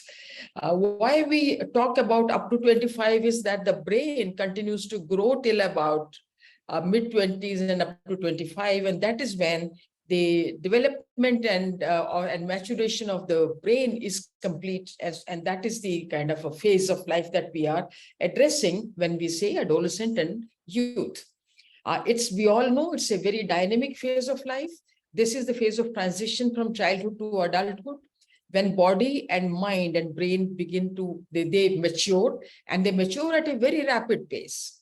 And this is the time of transition when the adolescent is kind of confronted with a newfound awareness, suddenly becomes aware of the society. He suddenly comes out of the kind of protective environment of home and begins to experience the society and social world outside, and also internally begins to experience awareness about self because of development and growth, emerging sexuality. Suddenly is confronted with freedom from school to college. There is so much freedom. And of course, there is emotional surge. This is a time when intense emotions are experienced and which is under the influence of all the hormones which surge at this age. The adolescents, they face conflict between ideal and real self. They face constraints of society and law. They have intense desire, that's something very important, to explore and experience everything and anything. They are become kind of daredevils, and they actually begin to they start taking risks and explore everything without much forethought. And of course, they have to deal with external stresses like education, job, peer pressure, making a living, and so on. So these are the tasks and these are the developmental phases and that the adolescent and youth, they go through. Now, this is a very, very vulnerable phase of life. We all know that 50% of all mental illnesses, they begin before the age of 14, and 75% of all mental illnesses begin before the age of 25. So, I mean, there has to be something which is very, very crucial or very significant or about this phase of life, that all mental illnesses, they start around this time. And we know that the National Mental Health Survey of Government of India and NIMHANS has shown that that 7.3% of 13 to 17 years have mental illness, and 7.5% of 18 to 29 years have mental illness, suffer from mental illness. And suicide rates are high. And the more worrying thing is that the suicide rates are increasing. There's a steady increase in number of student suicides. 15 to 24-year age group has the highest suicide rate in India. 35% of all recorded suicides, they occur in this age in India. Now, I think from here, I would just kind of discuss a little bit about what are the developmental changes which are happening in adolescence. And this is just a recapitulation of physiological, cognitive, emotional, social, moral, all kind of in the domains, the changes are taking place. This is marked by onset of puberty, increased sex hormones, androgens are increased. And these hormones and androgens, they increase the activity level, energy level, eroticism. They increase the sex drive, they add to assertiveness and dominance. So the changes that we see emerging in adolescent from a childhood, that suddenly the parents start feeling that the child is changing. And now these changes are occurring under the influence of hormones, particularly androgens and sex hormones. There's a physical growth spurt that takes place. The girls, they grow by about 2 years younger than earlier than the boys. And cognitive changes also take place. There's a spurt in intellectual development. So intelligence enlarges and expands and develops in both qualitatively and quantitatively. There's increase in verbal, mathematical, visuospatial abilities. Thinking, the quality of thinking changes. It becomes more analytic, creative, abstract, and purposeful.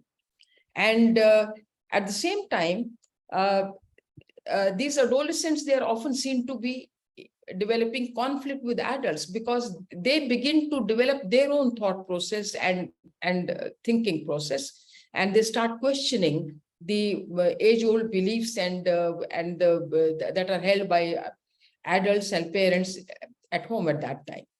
And cognitive development helps lay ground for moral development. This is something very important.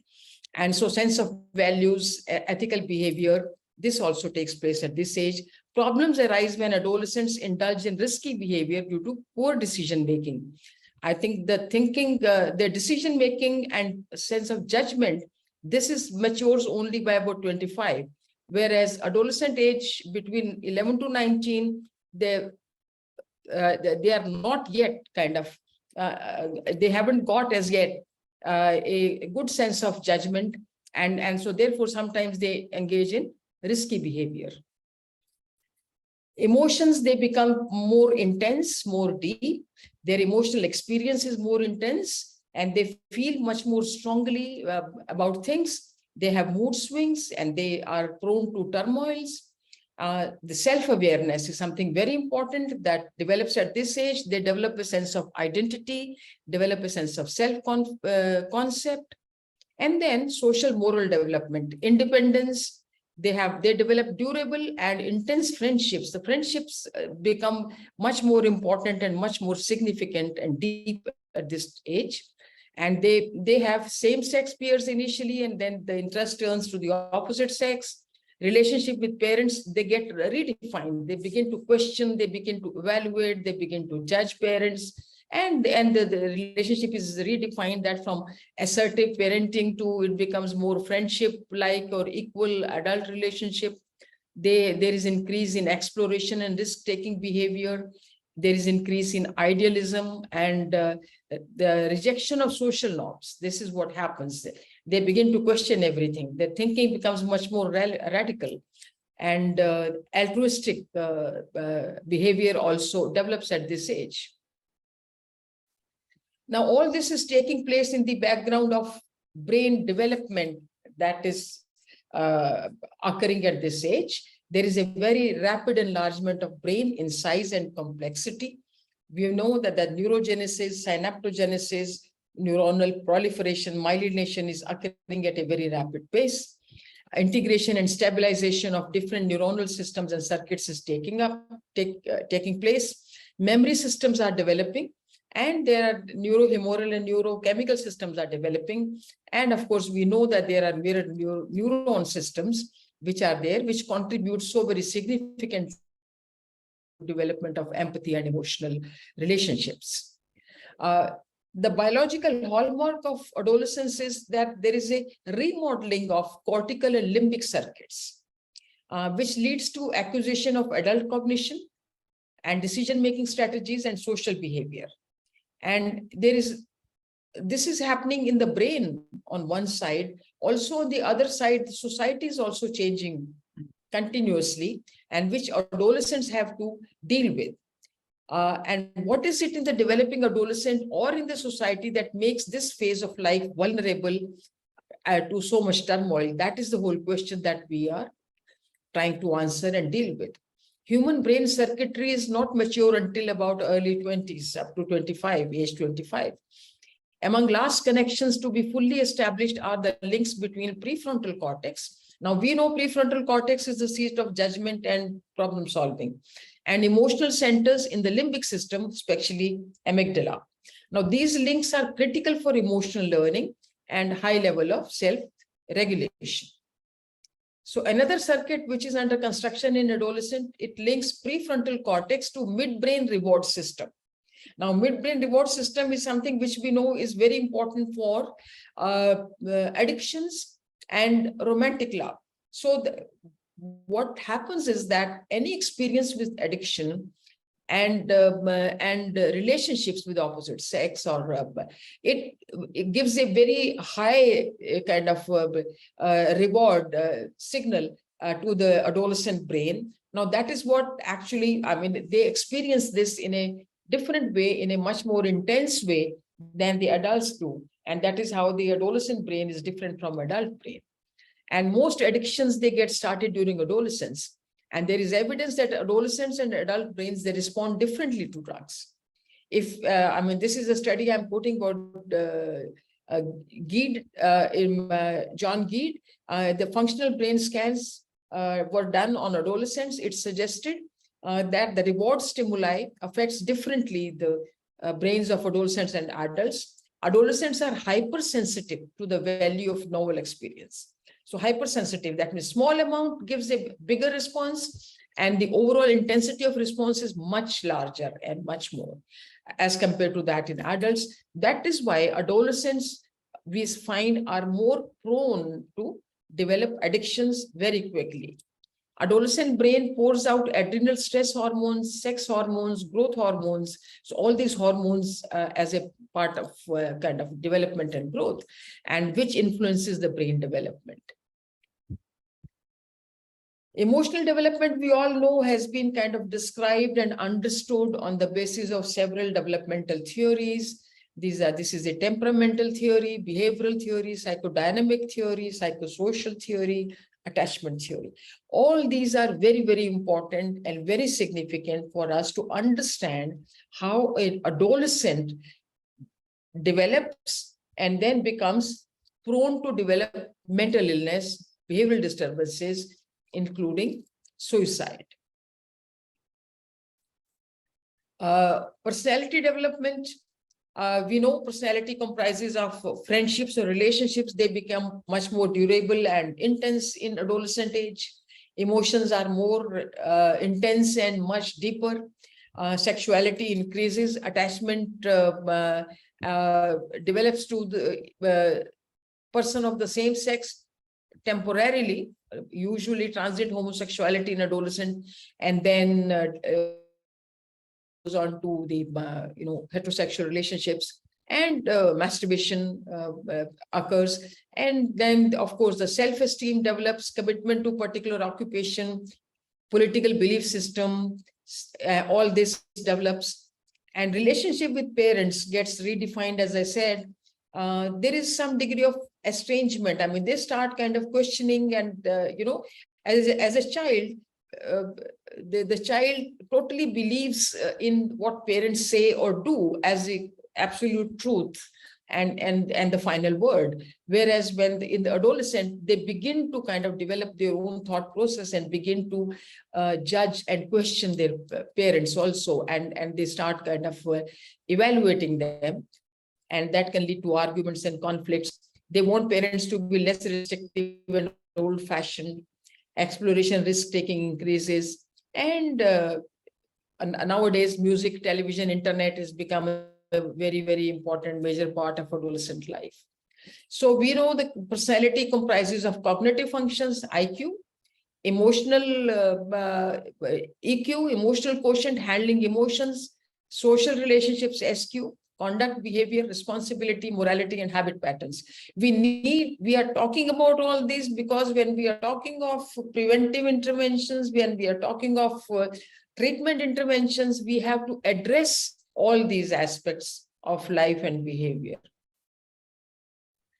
Now, I think it's important, the adolescent, we are talking about adolescent from the age of 11 to 9 onwards. But up to age 11, the adolescent has already experienced from gestation to age 11. All that experience of life in itself has made and makes a very, very formative and constructive contribution to development of personality. This is something which is very important, which Dr. Murthy also alluded to, the childhood experiences, because this is, I mean, the life is a kind of a continuous ongoing process. We have divided it into these different phases of infancy, childhood, adolescent, adult, old age, and senior, but this is all on a developmental continuum, and experience that the person gets right from the time of conception to birth and onwards is all puts a cumulative effect on life, and is a very, very significant and major, and influences of earlier years have a far-reaching and far major and influence on the ultimate outcome in personality and mental health. So infant is born with all capabilities and endowments, and which they unfold during development. We all know that what contributes to the infant development, the mental development during infancy, is attachment and bonding, language and communication, social relationships, ethics, moral values, and acculturation. These are all building blocks of personality.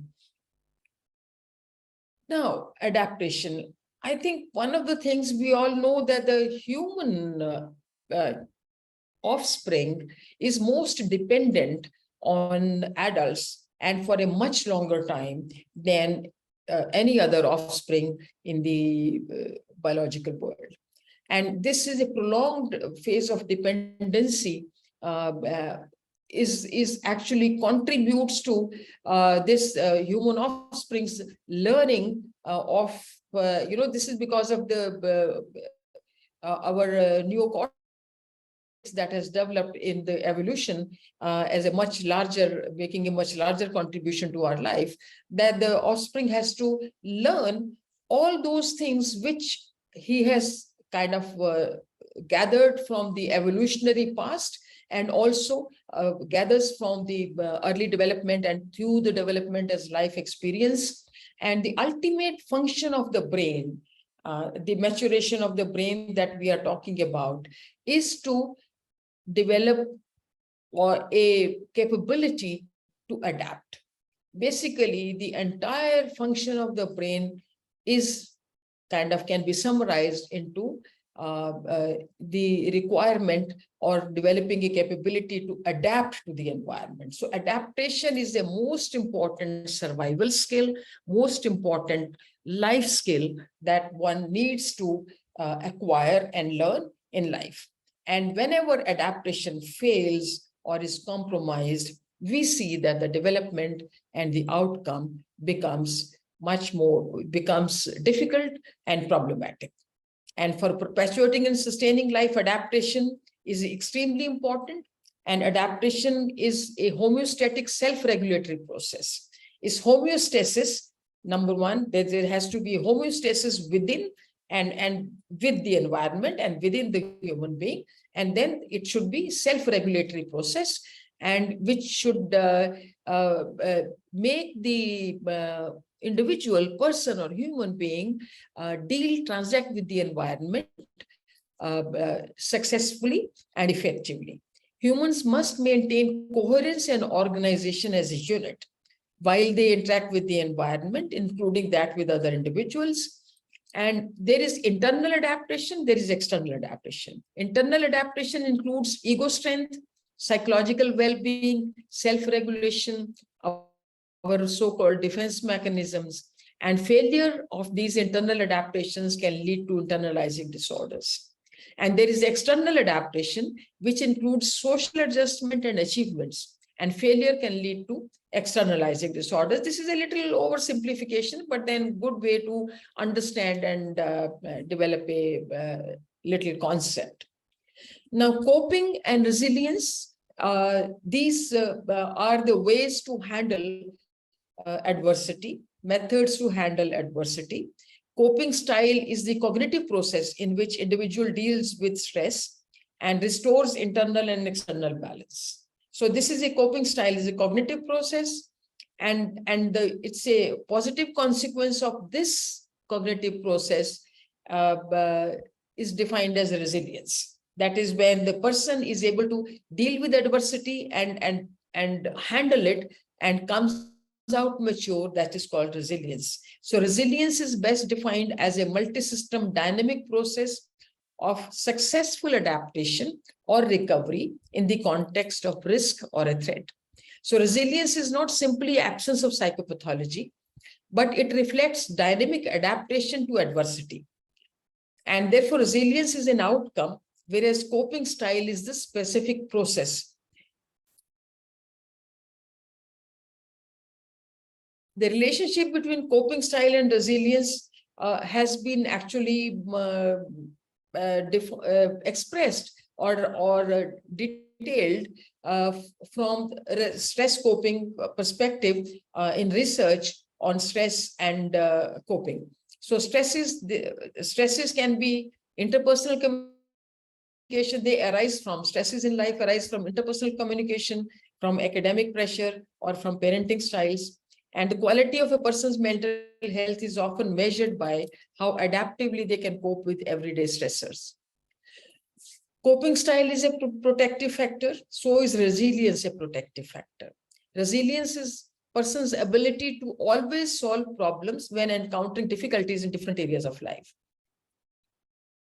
And this is the ability also to bounce back from stress and adversity, failure, challenge, and trauma. So not only that you deal with it, you bounce back from it, and it's also contributes to learning, that you have learned something better so that you turn out to be wiser and more mature. Now, coping and resilience, I think in childhood, I am just kind of describing it on this, on the basis of two parameters which are sectionally placed, crossing each other. One is the parameter of control. In parenting, this is taken from the PHQ is Parent Handling Questionnaire. This is one of the scales that I developed defining parenting on two parameters, control and care.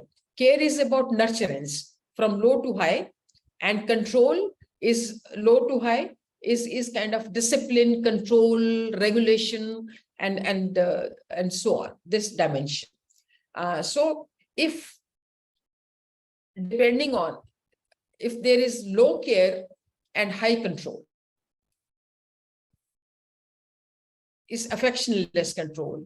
If there's low care and low control, that means the parents are not indulging in much care, and they are also not caring, not controlling. So this would be defined as neglectful parenting. And if there is high care and low control, that means they're taking a lot of care and providing for everything, and they are not disciplining, not controlling, nor trying the child to kind of understand no for things. And so this is overindulgent and overprotection.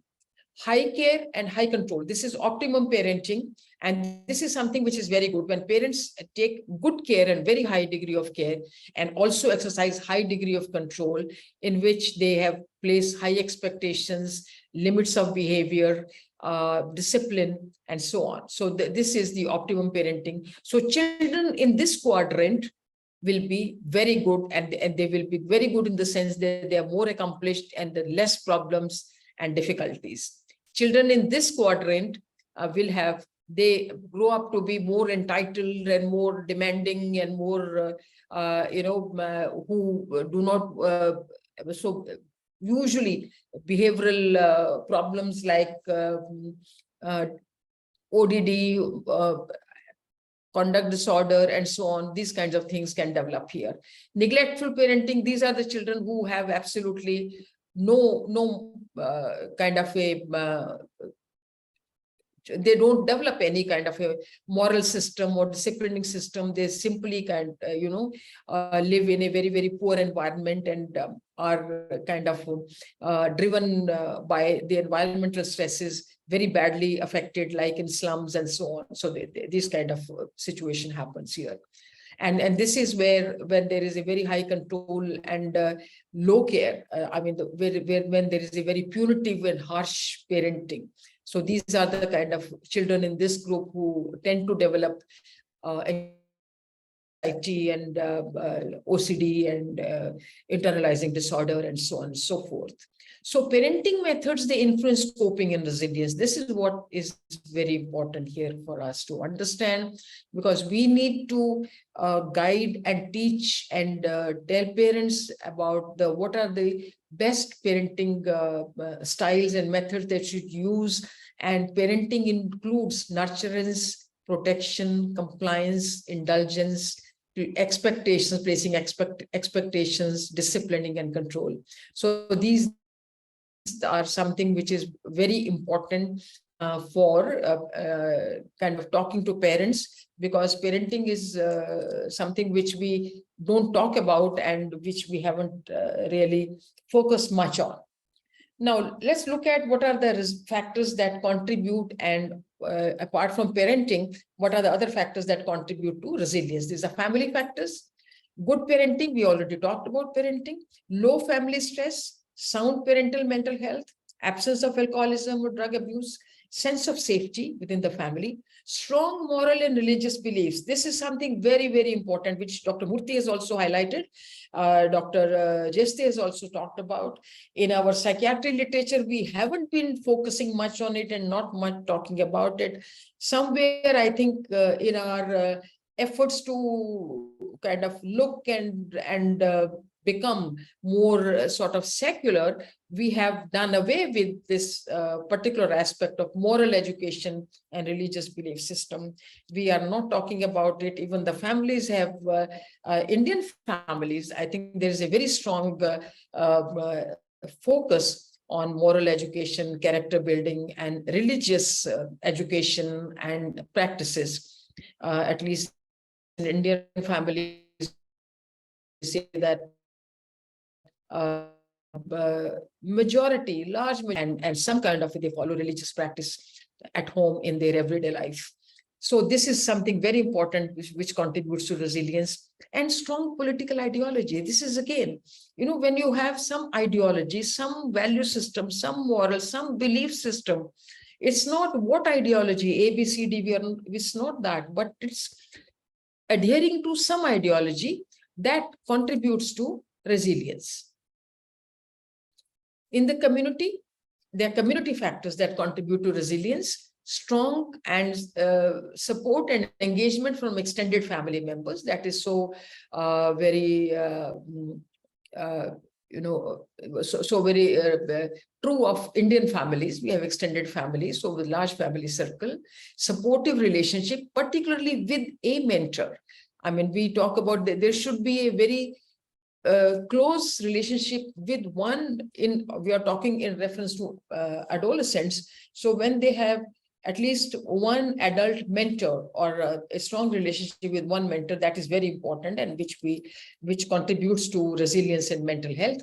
Positive school experience, safe neighborhood, close community, social support, again, being part of religious or faith community. So when they have a community level activities, religious and activities that they contribute to, and extracurricular activities, these are also extremely important factors that contribute to resilience. Individual factors, again, very important. Individual factors, easy temperament. Easy temperament is, I mean, all of us, everybody, all infants and children and human beings are born with some kind of innate, inborn temperament style characteristics. Now, this is something, it's not a blank slate at birth.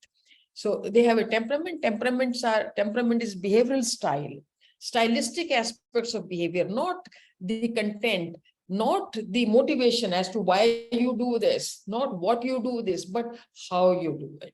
The how of a behavior, that means how much the child is energy level, emotional activity, emotional response, threshold of responsiveness, adaptability, sociability. These are the temperamental dimensions that we talk about. And there is enough literature on temperament that says that temperament, when it's not easy or there are difficult temperaments or difficult, I mean, which lead to difficulty in coping with the environment, and that contributes to psychiatric disorders and mental disturbance and ill health in a significant way. So easy temperament is a protective factor. High intelligence and high cognitive competence is a protective factor, is a resilient, contributes to resilience, high intelligence. Favorable genes, so genes are very important again. So if you have favorable genes, they contribute to resilience, and advantaged socioeconomic status. Now, these first four factors are something which you are born with. Here, these are given to you, and these they make your life easier, and they make, I mean, these are the advantages that you are born with, and you are fortunate that if you have all these advantages, and they are responsible for protecting against adversity and mitigation of stress. And the other individual factors are adaptive emotional skills.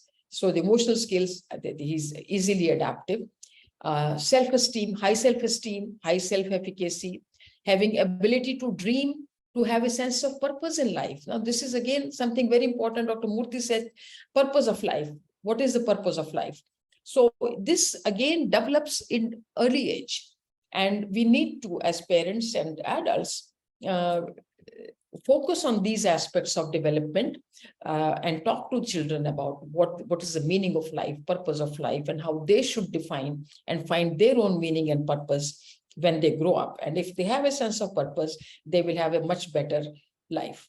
Social skills, communication skills, if they are good, and good social skills, this is a highly protective factor, very highly protective factor, and is also a factor that contributes to success in life.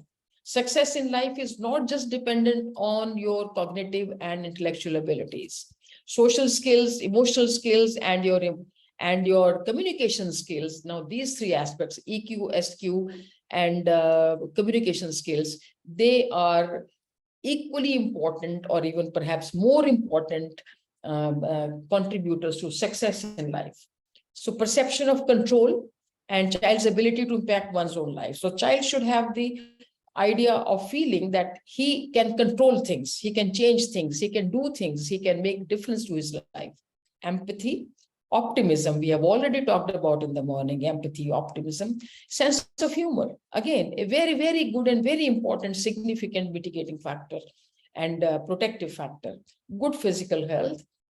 Girls tend to be more resilient than boys. And moral compass, again, high moral values, good moral education, and this also is a very important and significant factor contributing to resilience and mental health overall. So ultimately, what we are talking about is striking a balance between risk factors on one hand and protective factors on the other. So if the risk factors are less and protective factors are more, the positive outcome will happen, or otherwise it can lead to a negative outcome. And what happens? What are the common clinical psychiatric syndromes that are seen in childhood and adolescent, and which also contribute to suicidal risks? This is very important. We in childhood and emotion and adolescence, we see disorders of emotions, conduct, stress reactions, adjustment reactions, psychosis, affective disorder, the entire range of psychiatric disorders for that matter that can occur. And we have already said that 75% of all mental illnesses, they begin in this age group. And all these illnesses, they place a very high risk of suicide on the individual. Drug abuse is very common at this age. 70% of high school students have tried smoking, 25% of them less than 13 years of age. So drug abuse, the smoking is usually the first drug that they experience with. Girls, smoking is also on the rise. And alcohol use, 81% try alcohol in this age, and 32% they have their first drink before the age of 13. Marijuana, again, 11% try marijuana before the age of 13. 47% have tried marijuana. And so this is again important, because this is the age when they begin to experiment and they are exposed to drugs and substances. And we have already talked about how their brain makes them more vulnerable to develop addiction very quickly in this age. Now, suicide in youth and adolescent. There are various studies and various factors. They have been kind of reported contributing to suicide. Studies from India, I'm just kind of talking about Lakshmi Vijay Kumar.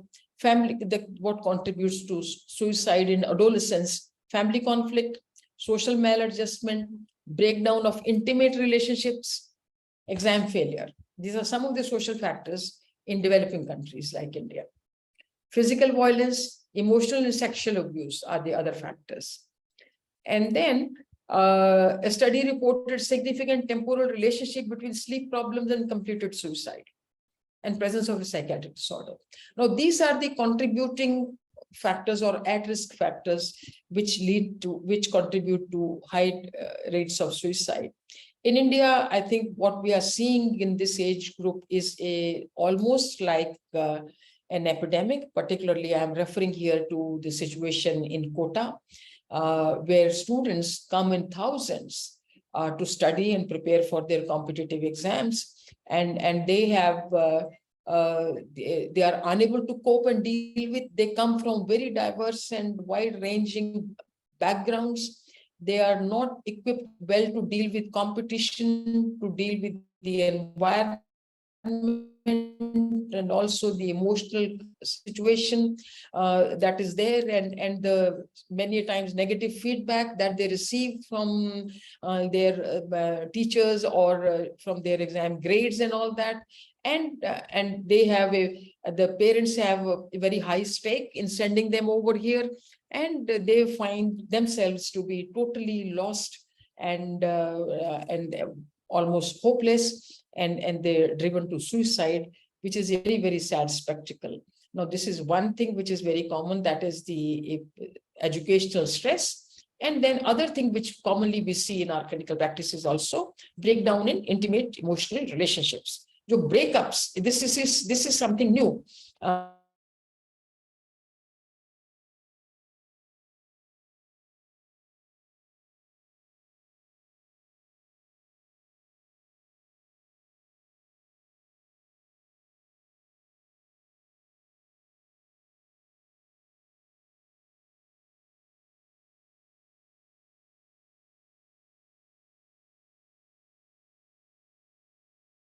You are not heard, Savita?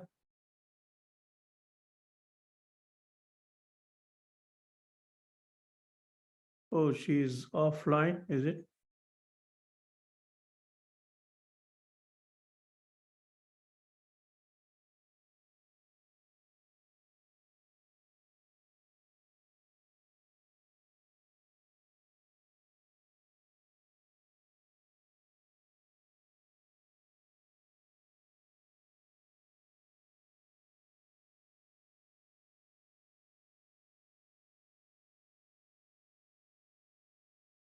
Or I think we have lost her connection.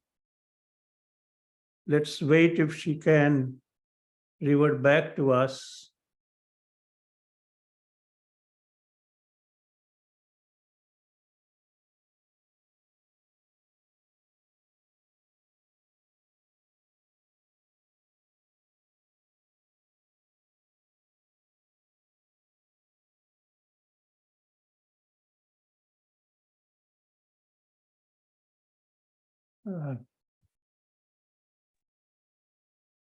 Yes, sir. I think, good morning. Sir, Hi, we are good not morning. able to hear. No, I think she has lost the connection, I suppose. I don't see Hmm. her internet may be a problem, but anyway, I think we can if till I see her, let me call her. Let me call to her.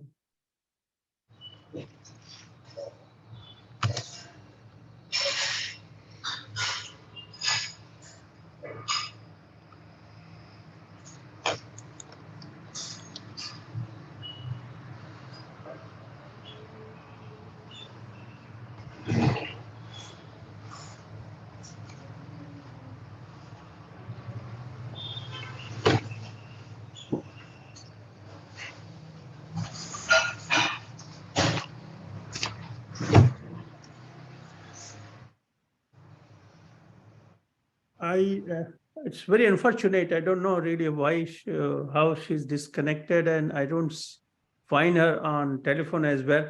Anyway, if there are any questions, I would request Dr. Murthy to take it up and carry on the discussion till if she joins back, we continue her lecture. So are there any questions from our participants, please? You can show the signal and we'll ask your questions in the comments. No? Okay.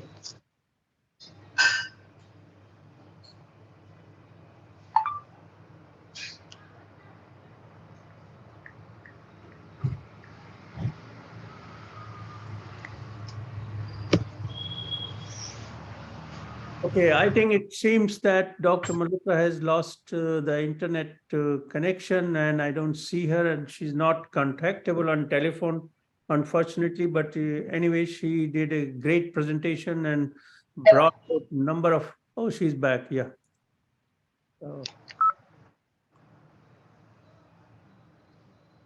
Hi, Savita. Hi, sorry, I got No problem. disconnected. Go ahead. Go ahead. Okay, I'll just, Is okay. everything okay? Yeah. Okay, I'll just go to my slide share. Yes, no problem. Go ahead. Are you able to see slides? No, not yet. Not yet? No. Okay. Slide share. Yes. Yes, now Yes, we can see that now. you can see that now. Yeah. Okay. All right.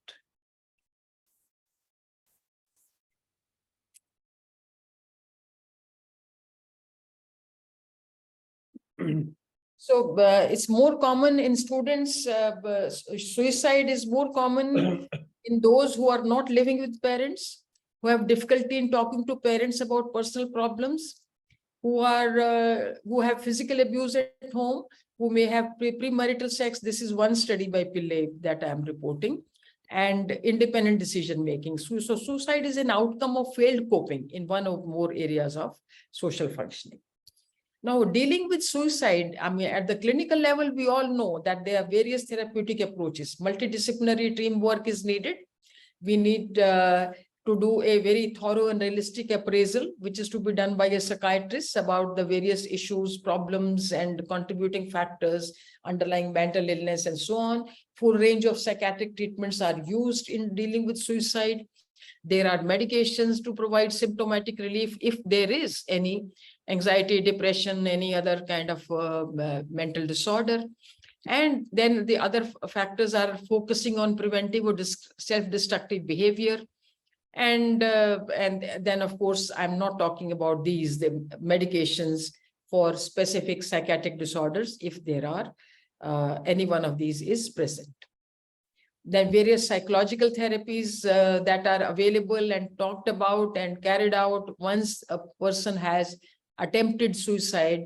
And these are the various, the traditional psychotherapies: individual psychotherapy, cognitive behavior psychotherapy, parental and family therapy, school liaison, and residential inpatient treatments are needed for those who have severe conduct disorder and things. But I would be focusing more on what is preventive and promotive intervention, which is important and which we are just talking about because we are focusing on resilience and coping. And preventive and promotive intervention has to start early. Human brain is very malleable and neuroplastic. It's harder to rewire the brain in later stages. So resilience is an ongoing process, and it should start from preconception. In formative and preventive and promotive interventions, we must begin right from birth onwards. Each day and each event that the life's child matters. So the environment plays a very, very crucial role in this. Every life experience contributes to the development of his brain and adaptive processes. How to inculcate coping with emotions, and we should, I mean, from very early age in young children, start with fostering empathy. Encourage your child to adopt a perspective of another person. We often just talk about that, we start from the animals, that when the children are playing with animals, or they are playing with toys or the dolls and things, and we try to kind of role play and say, no, this doll is crying, this doll is sad, she has lost something, so we need to do this, that. So these are the ways to foster empathy and develop compassion, strengthen their ability to navigate relationships. Educate your child on value of self-care, very important. The child should understand and right from the beginning learn to take care of self. Eating, clothing, dressing, brushing, depending on the developmental age. So all the self-care tasks should be kind of assigned and made the child to do, make the child to do that. Encourage them to partake in enjoyable activities, lead a healthy lifestyle, and focus on emotional intelligence and self-management techniques right from the beginning. Parents, how they can build resilience and coping. Parents should be patient. They should validate their children's feelings. I mean, they should not simply say that, no, how can you say that this doesn't happen, this didn't happen, or you can't, this is not true. So you validate their feelings when the child says, this is how I feel, or this is what I think. Encourage healthy risk-taking. Simple tasks, simple activities, allow them to do things under supervision, but under care, but then allow them to take simple risks. Foster social connection, teach value of failure, very important. That if you fail, it doesn't matter. So I think this is where many times overindulgent parents, they don't allow their children to face failure and try to kind of all the time make them winners and make them feel winners. Now, this is also what I've seen that in schools, particularly, I think maybe in American culture or something, or they say that the children should not face failure, so all the children have to be winners. Everybody has won. Everybody has, because it according to them, children may feel a little low and upset that somebody is better than me.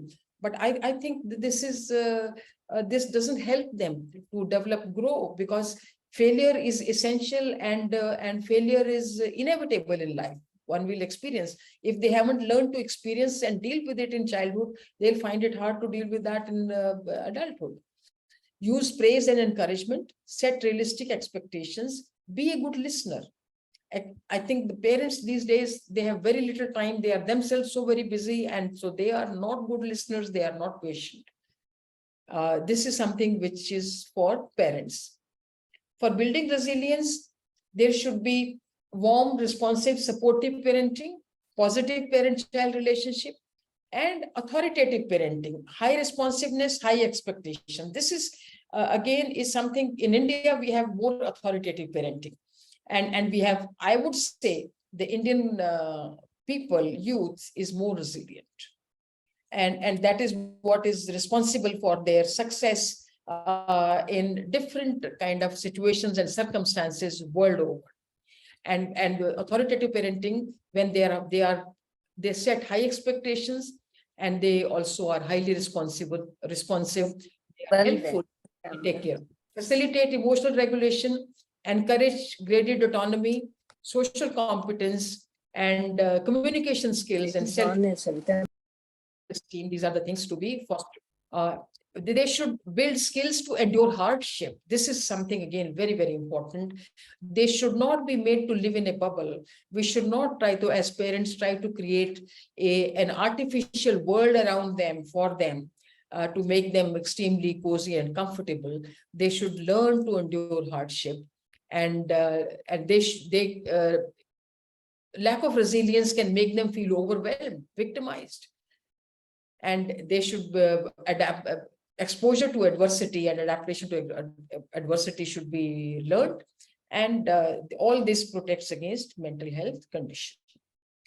Problem-solving skills and coping skills. They should learn to problem-solving skills, make realistic plans, reappraise stressful situations, do regular exercise, engage in extracurricular activities and group activities. Healthy, stable environment, positive home, and all stress is not harmful, so they should be exposed to stress. So what learnings are involved in this entire process that we talked about? One is denial and delay in gratification. So gratification should not be very immediately and always incessantly provided. So there should be denial and delay in gratification, accepting and tolerating distress, altering goals and objectives, reappraisal of their own activities and goals, letting go and moving on. Very important. That if something is not working out, has not happened, did not succeed, does not matter, something wrong has happened, let go, move on. Tolerate frustration, deal with negative emotions, Rationalization and sublimation, as we talk in psychodynamic terminology, is again very important. Handling of an adolescent, how do we handle?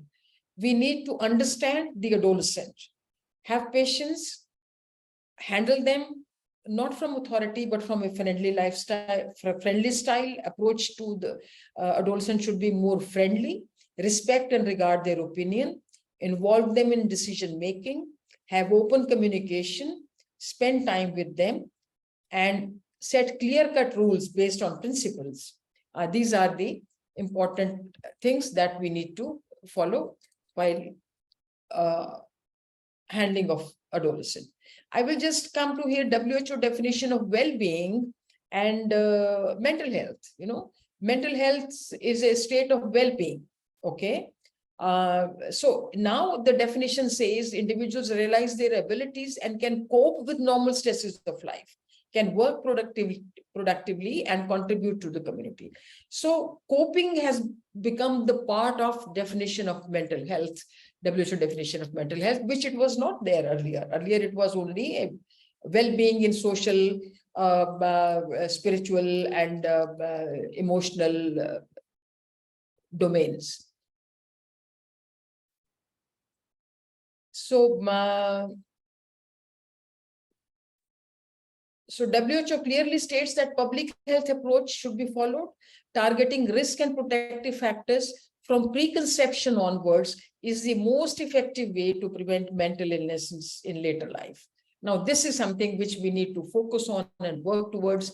Gradually, the focus has shifted from early years of age, the earliest years of age and the youngest age, and that is starting from infancy onwards.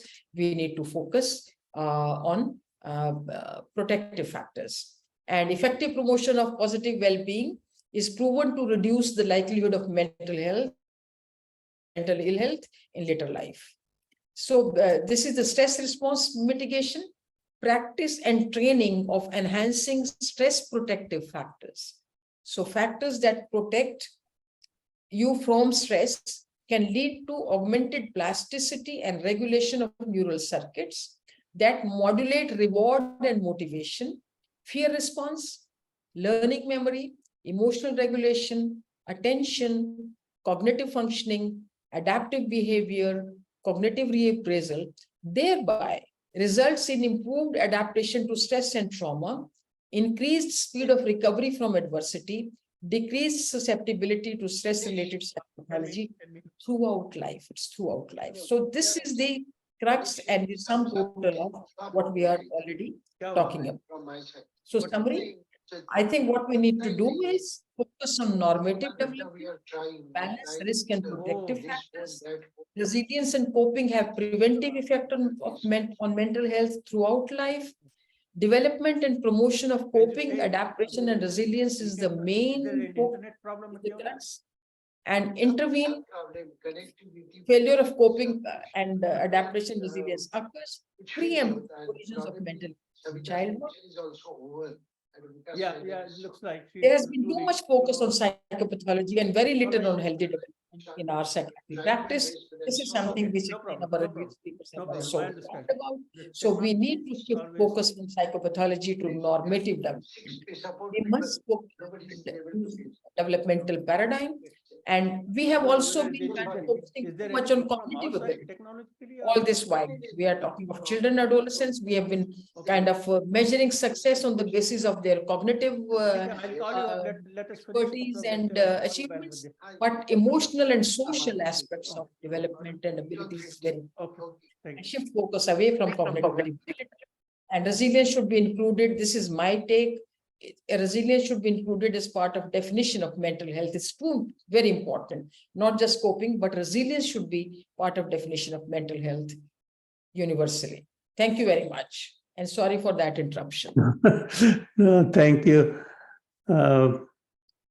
Thank you very much, Savita. It's very elaborate and highly academic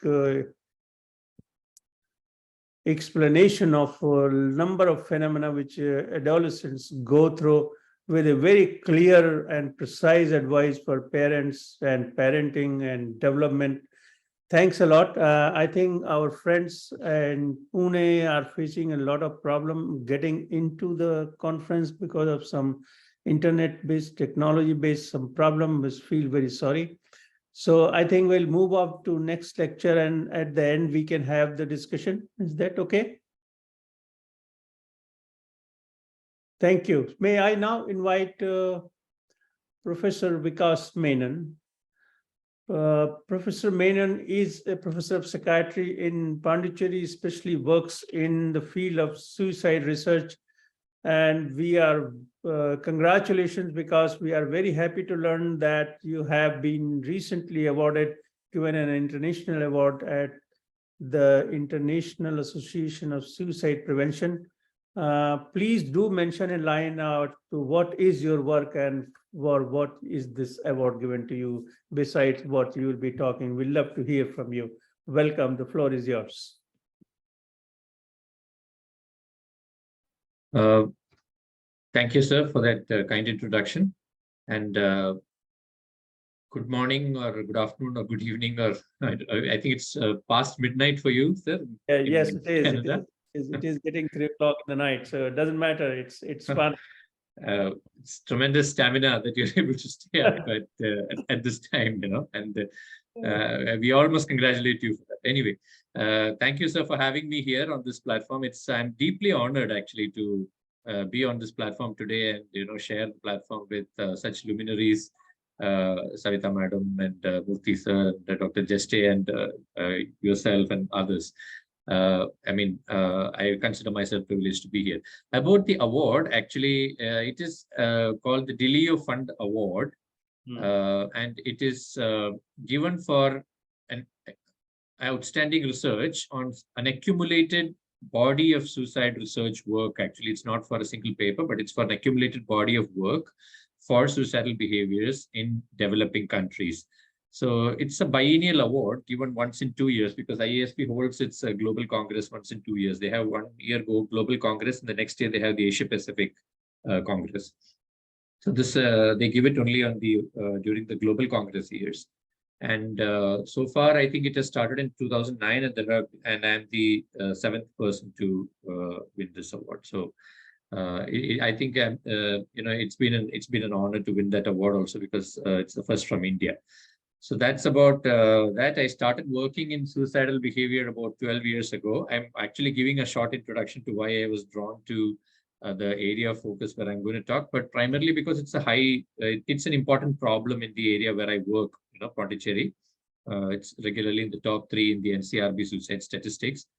And so you get drawn to areas which are major problems in your area. And my mentor, Professor Chandrasekhar, who was the professor and head in JIPMER Pondicherry, also had suicide as one of his main research focus. So that's another thing. I think we get influenced by our role models, our mentors, in kind of choosing the areas that we want to work. So that's a brief intro there. Yeah, no, thank you. Thank you. So with your permission, can I now share the slides? Go ahead. Please go ahead. Yes, yes. Yeah. Can you confirm, sir, that my slides are visible in full screen mode? Looks good. Yeah, looks good. Okay. So I think we have listened to, you know, important lectures that talked about some of the neurobiology of resilience, coping, adaptation. So that is definitely one of the suicide prevention strategies. I am going to focus on something that is different, and on something on which our team has had the opportunity to work the last 3 to 3.5 years, that is media reporting of suicide. And what is the Indian evidence, and what can be done in this area based on the findings that we have today, how we can take it forward. So this will be the outline of my presentation for the next 40-45 minutes. We'll talk about media suicide reporting, and particularly the Werther and the Papageno effect, for which there is considerable evidence now. And that is why we are getting into this whole topic, because it is an important population level suicide prevention strategy. And then we'll go on to talk about what is the Indian evidence for media reporting of suicide in the general population. And then we'll go to talk about something on celebrity suicide, because that has been shown to have greater or more pronounced Werther effects. So what is the Indian evidence with regard to media reporting of celebrity suicide? And then how is all this going to link to the adolescent population, who is the focus of the current webinar? Why we need to talk about media reporting, what is its impact particularly on the adolescent population, and then some future directions and areas in which we can do further research and accumulate the body of evidence in this area. So let me start with talking about why I became interested in media suicide reporting. So I was doing some work in suicide, but nothing in this area till early COVID, till the COVID pandemic struck. This must have been in early 2020. So at that time, I think I had more free time than regular work days. So I began to actually read newspapers, and I came across these headlines, that were there. So this was again in Feb, I think 2020.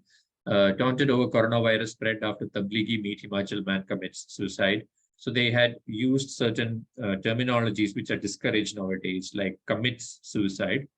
And they also mentioned the name of the person and the suicide method and the location and all very clearly. So these were all in contravention of media reporting characteristics. And I also saw another headline like this, fearing he had contracted coronavirus, man locks family, kills himself. So the method of suicide, the age of the person, the reason why he took the extreme step, so reducing probably, that promotes identification with the deceased. So, and also you can see that they illustrated the report with a photograph. Now, this is not done in usually, this is in contravention of guidelines, as well as this, we don't illustrate reports with photographs when we report other causes of death. So all this kind of impacted me, and I began to get interested in looking at how media is reporting suicide in my place, as well as in generally in other places in India. So also media reporting, another reason why I got attracted to it is because it is one of the 4 evidence-based approaches that is recommended in the WHO's Live Life Implementation Guide for Suicide Prevention countries, which is basically a blueprint for countries on how to approach and attain their suicide prevention targets. And we all know that the United Nations Sustainable Development Goals has set a very ambitious target of 30% reduction in suicide rates by 2030. And we don't have much time left to attain those goals. That's a very ambitious target and very little time left. And if we are to actually move forward to attaining those goals, we need to harness the power of media reporting also.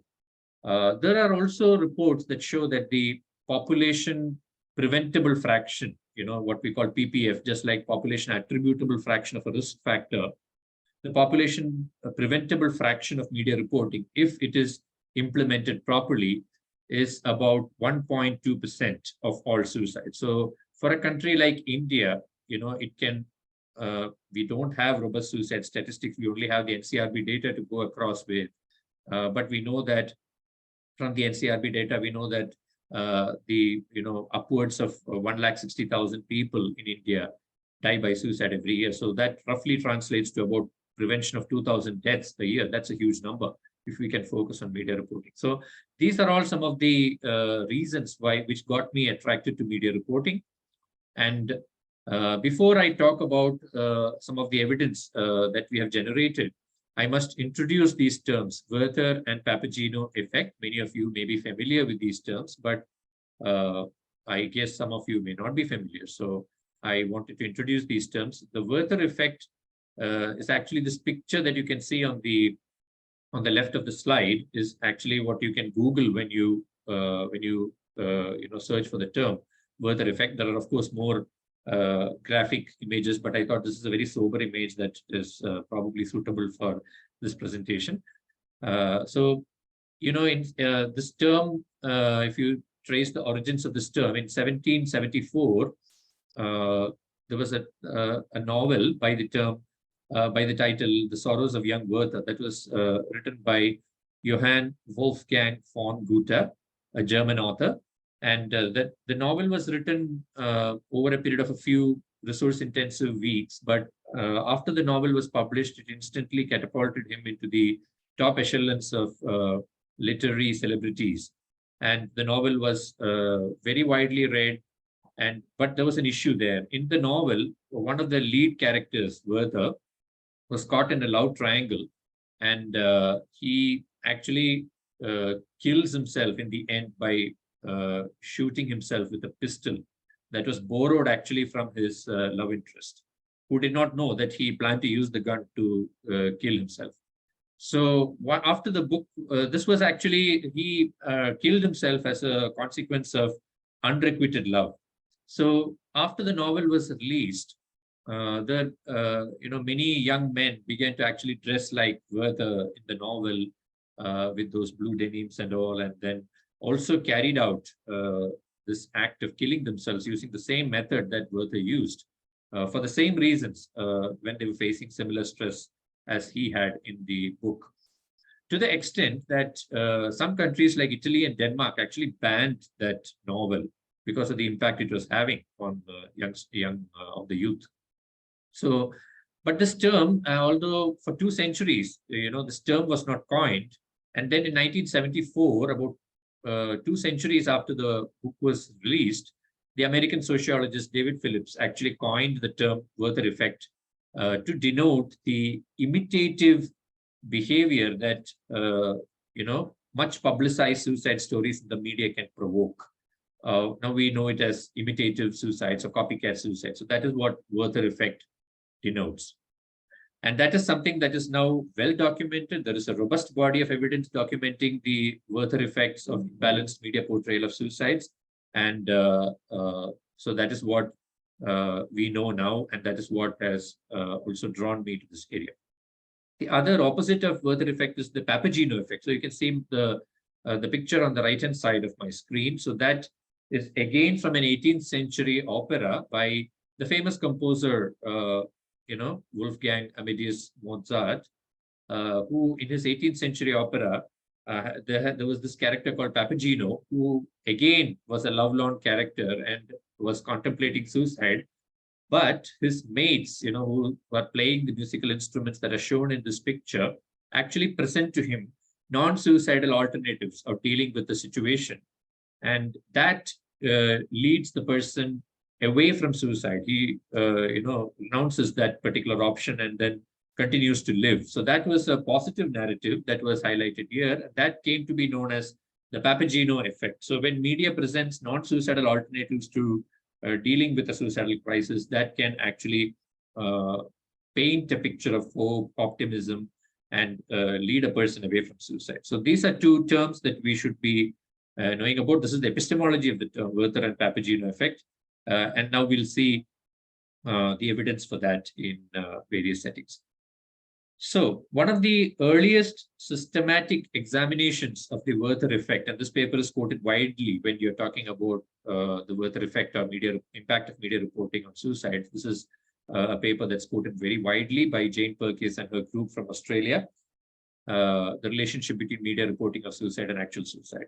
So, of course, their primary focus was to ascertain the quality of media items on suicide.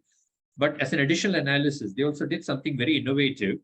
At least it was very innovative at that point of time. They assessed the number of suicides post-item and the number of suicides, compared it with number of suicides pre-item to establish something of a cause and effect relationship between the media item. And they did this only for restricted media items. That is, a very large sample, but for those items which rated poor in quality, they analyzed and compared the number of suicides post and pre-item. So this was something very interesting. Their findings demonstrated that 39% of the items were actually followed by an increase in male suicides. And almost a similar percentage, slightly less, was associated with an increase in female suicide. So there's a clear link between certain types of media items and a spike in subsequent suicides for both genders. But there was some differential effect of media item content, some gender differential effect. Increase in male suicides was associated with was associated to a greater extent with items that reported about an individual's experience of suicide and opinion pieces about suicide. That is a bit counterintuitive, isn't it? We expect that some educational aspect like opinion pieces might actually lead to a decrease in suicides, but that is not the case here. And we'll discuss more about that as we go forward. At the same time, interestingly, increase in female suicides was associated with news items that carrying information about mass suicides or what we call homicide suicides. You know, somebody, you must have read reports about how mothers, fed poison to their children and then died by suicide themselves. So these kind of items, where there's a homicidal element also in the report. So these kind of items actually had a bigger impact on female suicide. So there's some differential effect on genders with regard to specific media item characteristics. So that is also something that they threw up for additional investigation. Subsequently, there has been a well-documented body of research that robustly replicated these findings. And this meta-analysis is also something that is widely quoted when we talk about the link between media quoting of suicide and subsequent suicides. This is by Nida Crotchen-Taylor and his group. They are one of the most widely published experts in this field.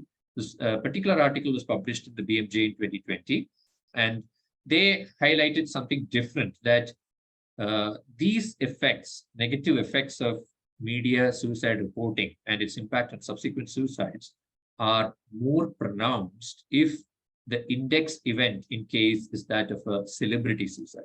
That is what is their main finding. So they found that the risk increased by 13%, which is quite an appreciable increase if the media is actually reporting a celebrity suicide. And they also found, interestingly, that if you are reporting the suicide method in the report, then the increase is much more significant, about 30% increase in deaths by this, especially by using the same method. So these are two important findings from this systematic review meta-analysis, that the risk is substantially increased if you're reporting a celebrity suicide. And if you're including the suicide method also in your report, then the spike in suicides is much more. So I think these are two important things that we need to keep in mind. And then we began investigating the Indian scenario on media reporting. There are guidelines and reporting checklists for suicide that are available, which are used in most studies on media reporting, and which is what we used in our series of studies also. The most popular, most widely used guideline is obviously the WHO guideline and reporting checklist for suicide in the media, which covers not only the newspapers, but other forms of legacy media like television and radio are also covered in this particular guideline. I have given the link for those of you who want to access the complete guideline. An update has been recently published for this guideline in 2023. But when we carried out our studies in the early part of COVID, it was the 2017 update that was existent at that point of time, and that's what we used. There are some differences between the 17 version and the 23 update that I'll be talking about later. So this is the guideline that we used for all our studies, but just for additional information, I'm also sharing the another checklist that is also available called PrintQual. This is by the UK group, Anne John and the group based in the UK. So they have also published a checklist for assessing the quality of newspaper reports of suicide. It does not cover other forms of legacy media. But for our studies, we have used the WHO guideline and checklist.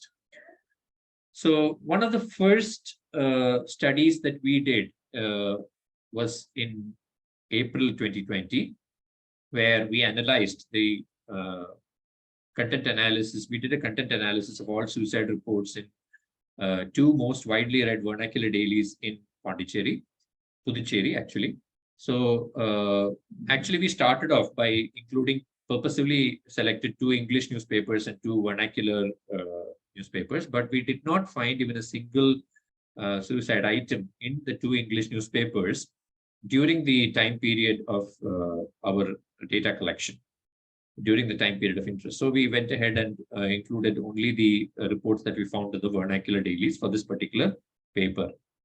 And what did we find? We found that reporting infringement. So in the WHO guideline, if you actually go through that, it divides reporting characteristics into potentially harmful reporting characteristics and potentially helpful reporting characteristics. The potentially harmful ones are those like mentioning the method, location, and giving monocausal explanations. That is, reducing suicide to a single cause, which we know is not likely to be correct. So these are very prominent violations that were present in vast majority of reports. As you can see, the percentages, 99%, 87%, 92%. So nearly almost all the reports had one or the other of these reporting infringements.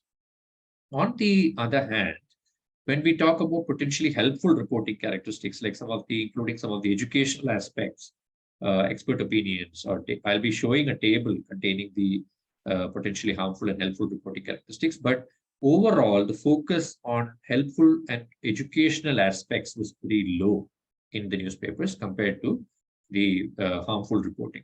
So things like mentioning the warning signs, recognizing links with mental health disorders were infrequent, and only one article included information to a suicide support helpline, which is now something that most papers follow these days. At the end of, if you read any suicide item, for example, the Hindu, invariably at the end of the report, they will have a helpline which people can contact for assistance with suicidal thoughts.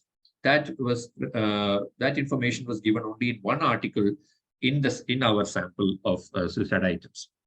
So this was something that was very striking in our paper. So subsequently, we studied suicide reporting in another state in North India, in Uttar Pradesh. Now, this is a state with a little bit different demographics compared to Pondicherry. Pondicherry regularly features in the top 3 of the NCRB suicide statistics. Uttar Pradesh and some of these states like Bihar and all, they have a low suicide rate compared to the national average. So we wanted to see how the media is faring there. So we again did the same. We followed the same approach. We selected 2 English language dailies and 2 vernacular dailies. These were selected based on their readership data and their penetration. And we selected a year-round content analysis of media reports. We got about 500 odd reports from UP during the period of interest in these newspapers. And this is actually the potentially helpful, potentially harmful, and helpful reporting characteristics. On the left, you have potentially harmful reporting characteristics that is divided into, what is reported in the title and the main body of the report. And on the right, what you see is the potentially helpful reporting characteristics as per the WHO reporting guidelines. So I'll just draw your attention to these red boxes here.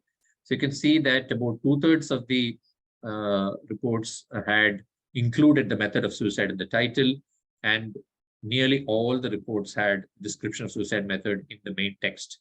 About 4 out of 5 reports had included details about the suicide location.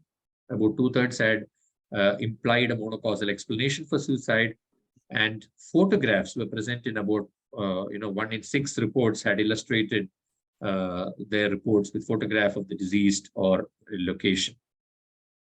The general theme of lesser focus on helpful reporting was replicated in the UP study. Very few reports talked about warning signs of suicide. Very few reports talked about association of suicide with substance use, and very few reports actually included any details about suicide support helpline or hotline. This was an attempt to compare English and vernacular newspapers, between their quality of reporting. This was not possible in the Pondicherry study because we did not get any reports in the English newspapers, but we did get in the UP sample. So we compared English and vernacular newspapers, and overall the trend was that the reporting quality of local language newspapers were worse compared to English newspapers. Infringements were common across both languages, but comparatively, English newspapers fared better. As you can see here, almost all the reporting infringements were significantly more in only the significant ones are highlighted in red. So that was significantly more in the vernacular newspapers. Then we did a series of similar evaluations from other states in India, in Maharashtra, in Odisha, and in Kerala. The last one is Kerala, although the state name is not mentioned in the title. And broadly, our findings were convergent. There were many reporting infringements across these states, and there was comparatively little focus on helpful reporting, and local language newspapers had more reporting infringements compared to English newspapers. Now, this slide, I want to talk about what is the implication of each of these reporting breaches that we identified. For example, what is the implication of describing the identity of the person in terms of the name, age, gender? Already in my first slide, I showed you a COVID suicide report where the name of the person was mentioned.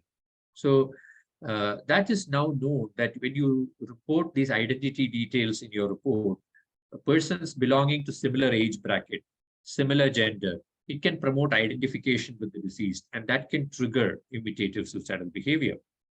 So that is something that is discouraged in the reporting guidelines. What is the implication of reporting the suicide location? So, you know, there are,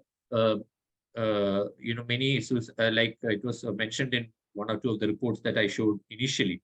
So what happens when you report the location of suicide? What happens is you are actually attracting vulnerable readers to those locations, which eventually over a period of time become what is called as suicide hotspots, you know. So we know globally there are many important suicide hotspots, like the famous Golden Gate Bridge of San Francisco, from where nearly, I think about 2,000 people have jumped to their death from the Golden Gate Bridge, to the extent that the US government actually built a barrier around a stainless steel mesh type of a barrier around the Golden Gate Bridge. Similarly, in Canada, there is the there's a bridge called the Blue Aqueduct Viaduct. So that is, those are also important suicide hotspots in the West.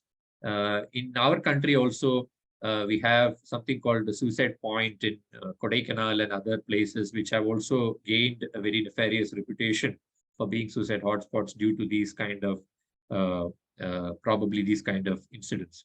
So that is something that we must keep in mind and probably, you know, spread more awareness about.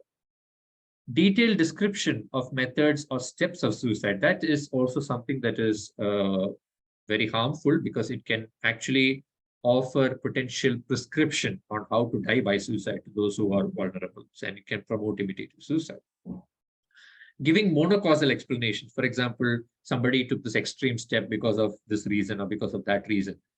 We know from literature that that is not going to be scientifically accurate, because suicide is almost always, you know, multifactorial, multiple determinants, multiple interacting determinants that ultimately lead to suicide. So not only is that scientifically inaccurate, but you are also, by mentioning a single cause of suicide, you're promoting identification with the deceased for those who are vulnerable and those who are experiencing similar kind of stressor.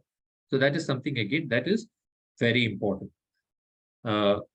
Little focus on discussing links with substance use or mental health can be detrimental, because that is a lost opportunity for educating the public about the links between suicide, mental health, and substance use. Finally, no information on suicide hotlines or helplines is also something that is a lost opportunity, because that is something that is very relevant for distressed readers. Somebody who's very distressed and actually reading the newspaper, you know, giving out that information might actually, push that individual from somebody who's going to jump off the cliff versus somebody who actually thinks about other courses of action and contacts these helplines. And then that suicidal wave, most of the suicidal urges come in waves. So if you can actually hold them off for 5 or 10 minutes, you know, it's been shown that individuals can be saved. So these are important reporting breaches and their respective implications.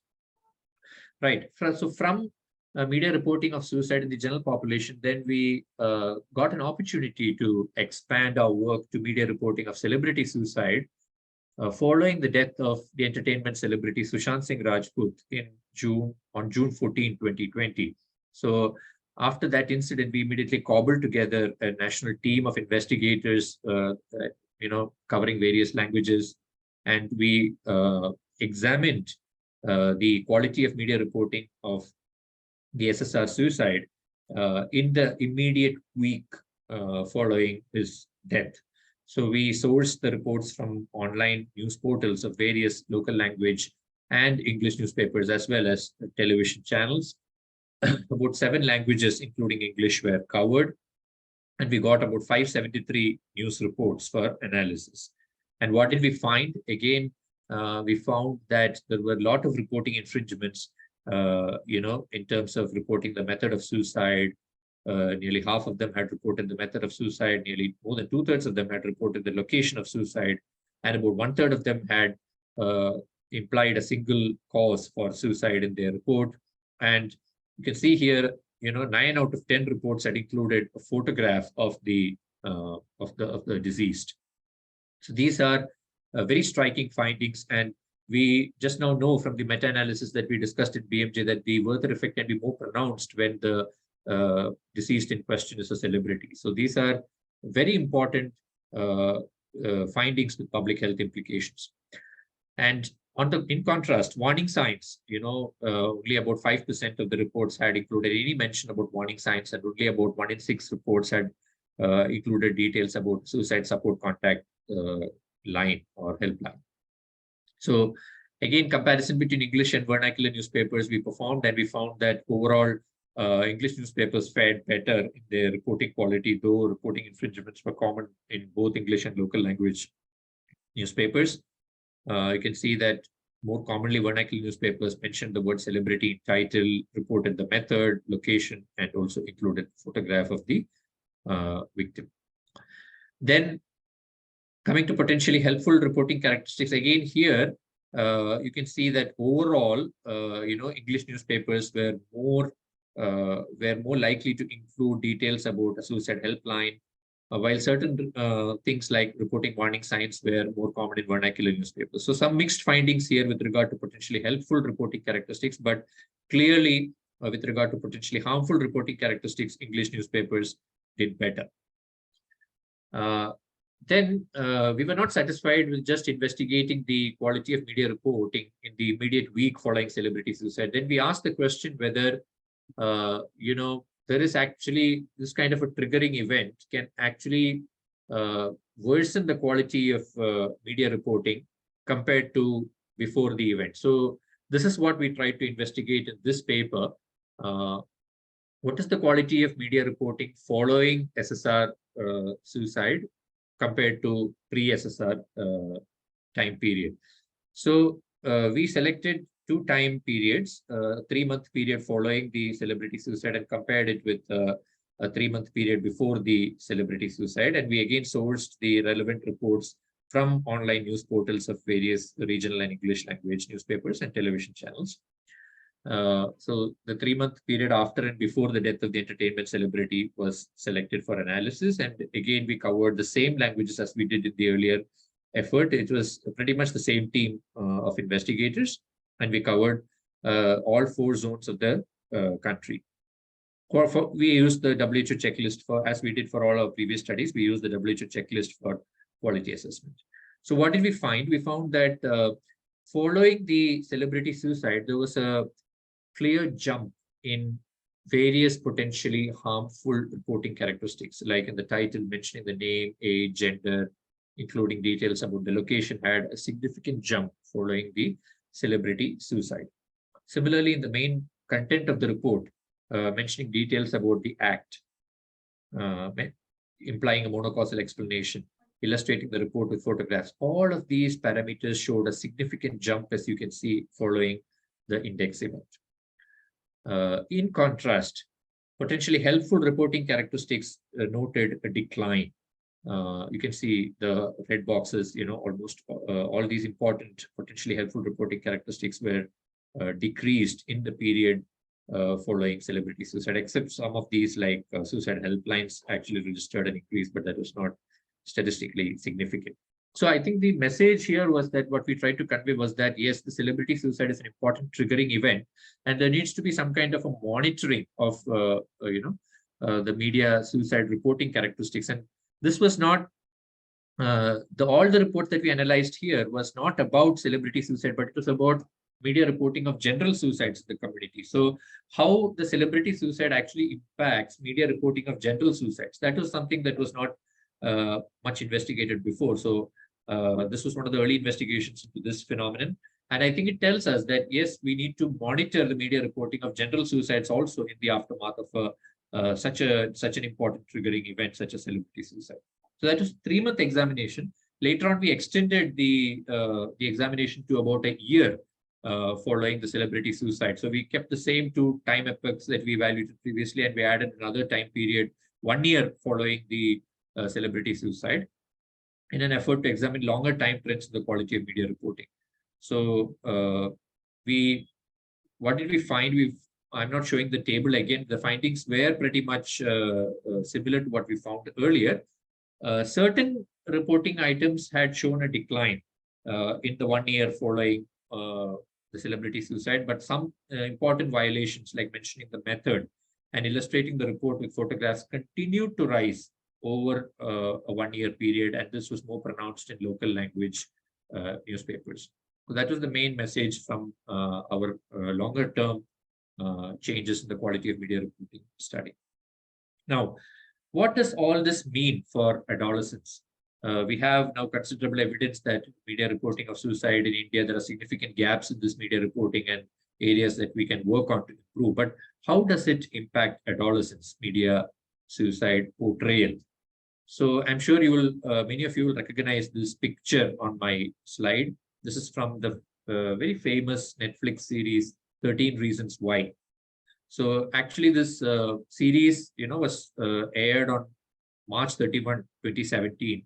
The first season went live, and it was a success. It was such a success that, subsequently 3 more seasons. So totally 4 seasons have been there so far of this particular show, 13 Reasons Why.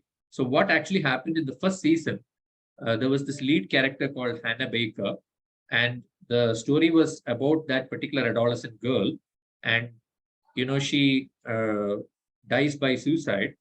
But before that, she due to a series of traumatic events, she ultimately takes her own life. But before taking her own life, she chronicles her travails in a series of 13 audio tapes that actually mention the 13 reasons why she actually killed herself, and that she leaves it behind so that people whom she believes are at least partly responsible for her death can actually see it and get appraised about that. So that was what the show was all about in the first season, at least. And when after the show was went live, it led to a spike in adolescent suicides in the US, and that many critics actually panned the show on multiple grounds. They said that it was in contravention of how media should depict suicide. They told that the show was wrong because it actually showed suicide as a way out of dealing with their issues, and for achieving certain objectives, suicide could be a method. And the third criticism was that these kind of serials actually offer potential prescriptions on how to die by suicide. So there was a very graphic, scene in which she's actually killing herself in the restroom. So that was something that was very disturbing for the viewers, or at least for the critics. The makers had a different take to it. The makers of the show said that actually we thought that showing it in this way would actually show the amount of pain that is associated with cutting yourself, and then that would be a deterrent for suicide. But that is not the case. It actually led to a spike in suicides. Initially, Netflix issued an advisory about the graphic and disturbing content, and ultimately that particular episode showing that scene was withdrawn altogether. But by that time, a lot of damage had already been done. So investigators systematically examined whether it was the show which actually led to a spike in suicide rates, or whether it could be accounted for by other factors like seasonal trends and so on. But this paper was published in JCAP in Feb 2020. That was about the time the 4th season was about to be launched. So they found a very clear association that the overall suicide rate was, you could have a clear kind of a cause and effect relationship between the show and the spike in suicide rates among this age group, 10 to 17-year-olds. You can see here that the incidence was increased by 29% among those who were exposed to the Netflix series compared to those who were not exposed. So that's a very clear, after controlling for all potential confounders. But interestingly, no such effects were noted on 18 to 29-year-olds and 30 to 64-year-olds, meaning that young adults, kind of respond differently to these signals compared to adolescents, early adolescents. So which also tells us that we need to, when we look at the impact of media reporting on this group, we need to evaluate it. We should not club these age groups together like how we do probably conventionally, 11 to 25 or 29, and basically look at early adolescents and late adolescents differently. But the overall message from this paper, which was mentioned very clearly by the authors, was that the youth, particularly early adolescents, may be the most vulnerable to suicide contagion effects. And we need to focus on harm reduction strategies when reporting, depicting suicide in the media. That was a more recent evidence, but this is not something really new. The effect of, or the differential effect of suicide stories across various demographic groups has been known from as far back as 1988, more than 3 decades ago, when the same David Phillips, who coined the term Werther effect, carried out the systematic study to assess the differential effect of suicide stories across various demographic groups, subgroups, and they found a very clear spike in male and female suicide rates in the days following a publicized suicide story, heavily, particularly those suicide stories that were repeated across media houses. And the effect was stable across the time epochs that they choose. They had a smaller time epoch and a larger time epoch that subsumed the smaller one. So the effect was pretty stable across both these time periods. And they also noted that the Werther effect was most pronounced among teenagers. So that is something that is noted in this 1988 paper itself. And they also noted a differential effect between teens and young adults. So that is also something for which there is substantial evidence. So in another study, these authors also aimed to examine if ED presentations for mental health issues increased in local pediatric hospitals where 2 publicized suicides took place. So they collected data from all the youth aged 12 to 18 years who presented to the emergency department with a complaint related to mental health or had received a mental health diagnosis as the primary diagnosis following 2 publicized suicides, and try to see whether there's an impact of these publicized suicides on the number of youth that is presenting to the ED department with a mental health complaint. And they found that there was a spike both in the short term, that is in the first couple of weeks, as well as the longer term. So this was something that told us that the Werther effect of imbalanced media reporting of suicide may extend to as long as 90 days. So that is something that was important finding from this particular paper. So that is also something that tells us that we should probably, monitor media reporting over at least this much of this many days. Although we clearly don't understand the duration of Werther effect, this provided some signals to that effect. Other considerations in the adolescent age group are that, we should also be aware that youngsters are not only looking at the traditional media for information, but they're increasingly turning to digital and online media sources. Perhaps this is why the latest update of the WHO media reporting guidelines for suicidal behavior has added a section on suicide reporting in the digital media. I don't intend to go into the details of that. The link for the WHO 2023 update is there below on this slide. You can access the complete guideline here. But a few things they mention are to avoid hyperlinking of suicidal material in suicide stories that are depicted in social media, and to avoid links to video or audio footage, preferably when you're reporting suicide stories in the digital media. And also they recommend that managers of media platforms that are handling these type of stories should have policies put in place for executing a timely response to messages with potentially suicidal content or language. There should be some kind of an SOP for responding to these kind of messages. So these are some of the important characteristics that were highlighted with respect to suicide reporting in the digital media. And this is a useful link that is also provided in the WHO guidelines, which I would recommend that all of you go and visit it. This is particularly for organizations or companies that have an online presence in the form of most companies do that these days. They have some website, a blog, or a Facebook, Twitter, or YouTube presence. So whenever you have an online presence, you are likely to get some messages which have potentially suicidal content or language. So how do you respond to that? How do you initiate a conversation with that person who has posted that message? How do you identify warning signs? How do you refer such an individual? What are the sources for referring? So these are all some of the information that is present in this link. So it might be something that all of you want to look up. Right. So then based on all these findings, we gave some recommendations to improve the quality of media reporting in several of our papers. One of the important recommendations that we gave is to frame country-specific media suicide reporting guidelines. Our country as of today does not have a national media suicide reporting guidelines. I believe there is a work that is in progress as part of a WHO project. I was also part of the expert group where we gave some suggestions. I think very soon it will see the light of the day. The other recommendation is dissemination of guidelines through. It's not just enough to frame guidelines and then sit back and say that yes, the guidelines will disseminate by themselves and they will take effect. No, that's not the case, because if that was the case, by this time we would have seen some effect at least. For example, the Press Council of India actually formulated some, not exactly a guideline, but at least a list of do's and don'ts in late 2020, if I remember correctly. And it's been more than, I think it was in 2019. So more than 3 years have passed since the PCI formulated those guidelines. And still, we have a lot of studies that show reporting infringements in the media.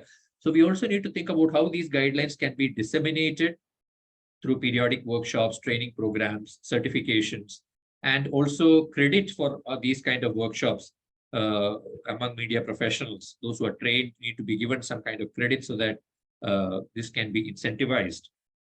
We also need to think about how we can have a regular dialogue with the media, how mental health professionals, media, and public health experts can sit together and have a kind of a regular ongoing dialogue on this issue, because we need to recognize that media professionals are also working under tremendous pressure, time pressure,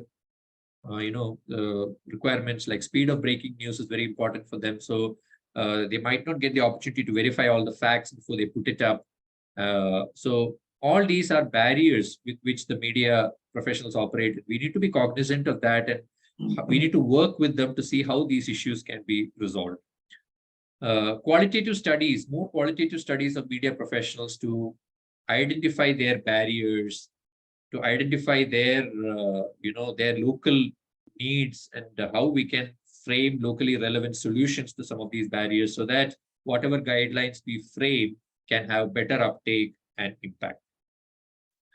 To that extent, we gave a recommendation for formulation of something like a national media monitoring agency for reporting of suicide, which will have a threefold function. First is to monitor print and electronic media for suicide-related news articles, both during, both during the normal time periods and particularly during times of increased risk like celebrity suicide or something like a pandemic situation, what we faced recently. So those are high-risk periods where the media or the ways in which the media reports can become potentially more relevant. Also, the other function for such an agency, such a nodal agency, would be to constantly, do activities to raise awareness about the role of media in suicide prevention and proactively reinforce media reporting guidelines, both international as well as locally relevant reporting guidelines.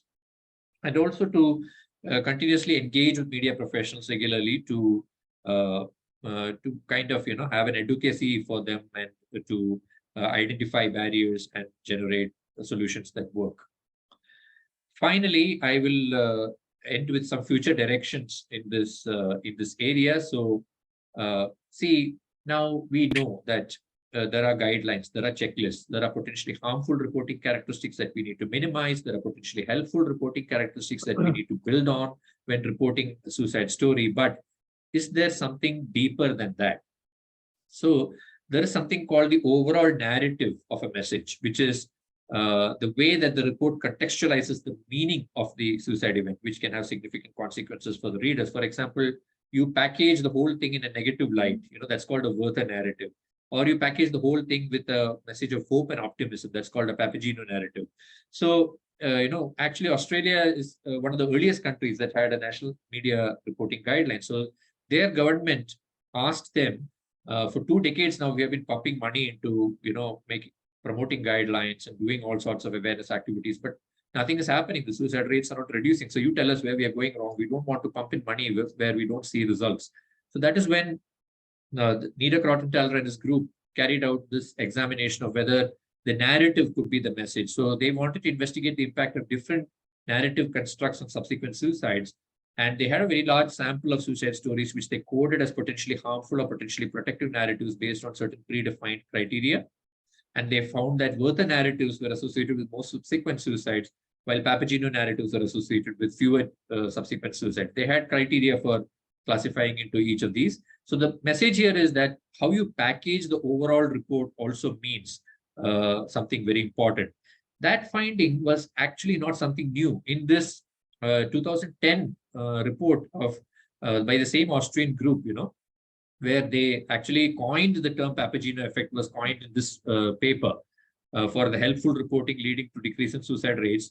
I would draw your attention to the bottom half of the box plot here, where apart from actually looking at the quality of media reporting, they actually did a latent class analysis of their suicide reports and divided their reports into 4 classes. The class 1 was the suicide case class, which actually reported on a particular suicide behavior, attempt or completed suicide. Then the second was more of a mastery of crisis, where the narrative was more about how the individual can cope with the situation through using non-suicidal alternatives, only discussing the ideation, but not discussing attempt or death by suicide. Then epidemiological facts class, which included the suicidal behavior as well as some information on suicide-related research and statistics. And the last one was expert opinion, where suicide was described, but additionally, they had something like expert opinions that aimed at debunking some of the public myths about suicide, or including suicide support helplines and expert opinions about suicide commentaries and about suicide in general. So as you can see here, that solid line indicates the median, but the asterisk indicates the effect of this particular class. So only this class 2, that is the mastery of crisis class, was actually associated with a negative change in suicide rates. That is the only thing that exerted a statistically significant protective effect. Although if you see, protective elements of reporting were present in class 3 and class 4 also, but it was only the class 2 that had the, so they went back to see what made class 2 different from class 1, 3, and 4. And they found that it was that, class 2 actually didn't report anything about the suicidal death, but focused on more about the protective elements. So even if you include protective elements, it means the way you package the whole report, which again boils down to the suicide narrative thing that the previous study showed, that is what's becoming important. So if you have a lot of, if you have overall negative narrative, but you include some protective elements, that may not serve the purpose. That was the message here. Yeah, and these are my last couple of slides. And so there have been tools that are developed both within the Indian context and global context for assessing the quality of media reports. The advantage of these tools is that they can be used as a kind of a self-checklist by all stakeholders, by readers of the news reports, by mental health professionals, by media professionals themselves when they're preparing the reports, to see whether their report is meeting a certain standard or is adherent to guidelines. So this tool was developed by Dr. Lakshmi Vijaykumar and a group from Chennai. Of course, she had other collaborators also.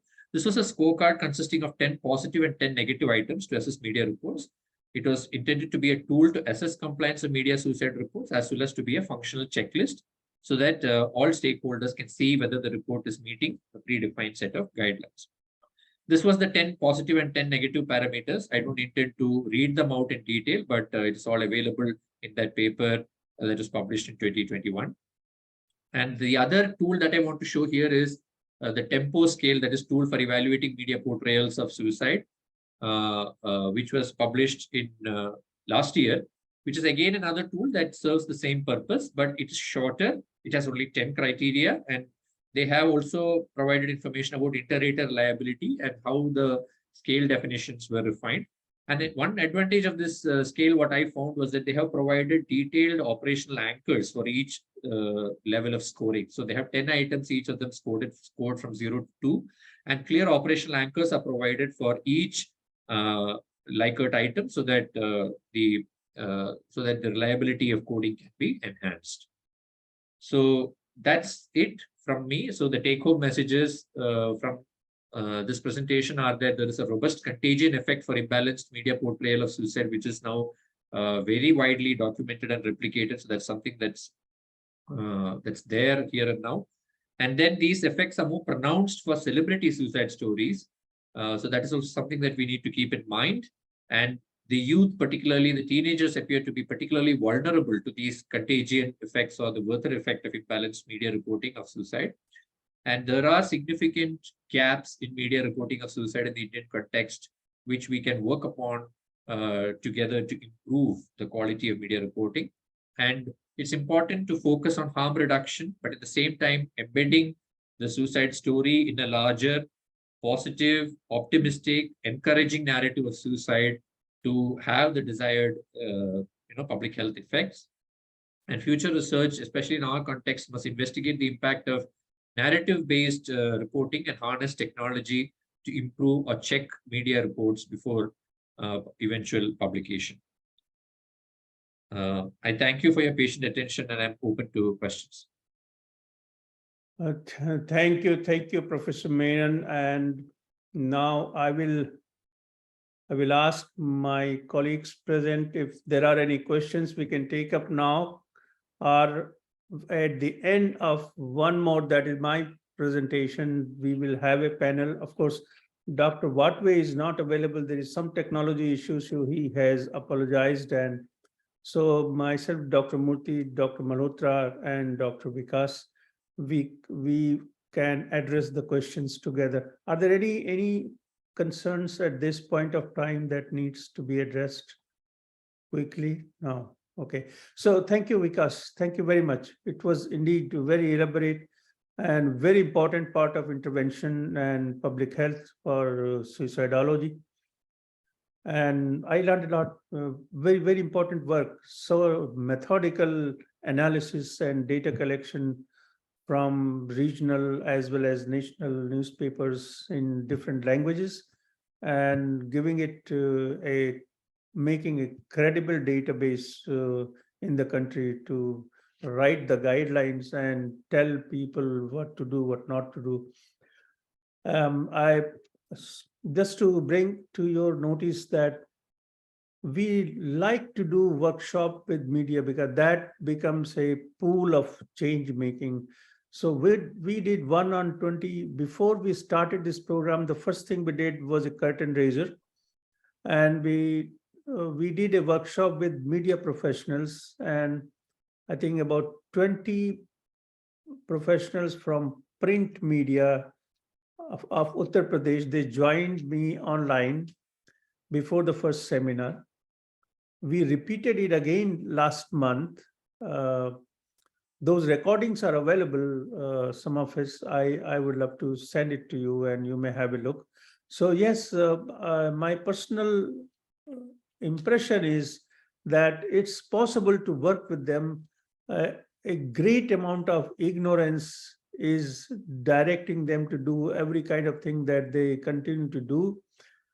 It is worth looking at the curriculum of the media graduate and postgraduate education, because that is a missing piece. One of psychology professor in the country has shared this with me, that the barrier lies in the education system right at the basis, foundation of the media studies. And so I think to respond to, one has to strike from multiple angles to make most of the media at least responsive enough, or at least we can say if they give two positive message with every single reporting that they give, probably we'll be in a winning situation. So thank you very much. I enjoyed your presentation. Thank you.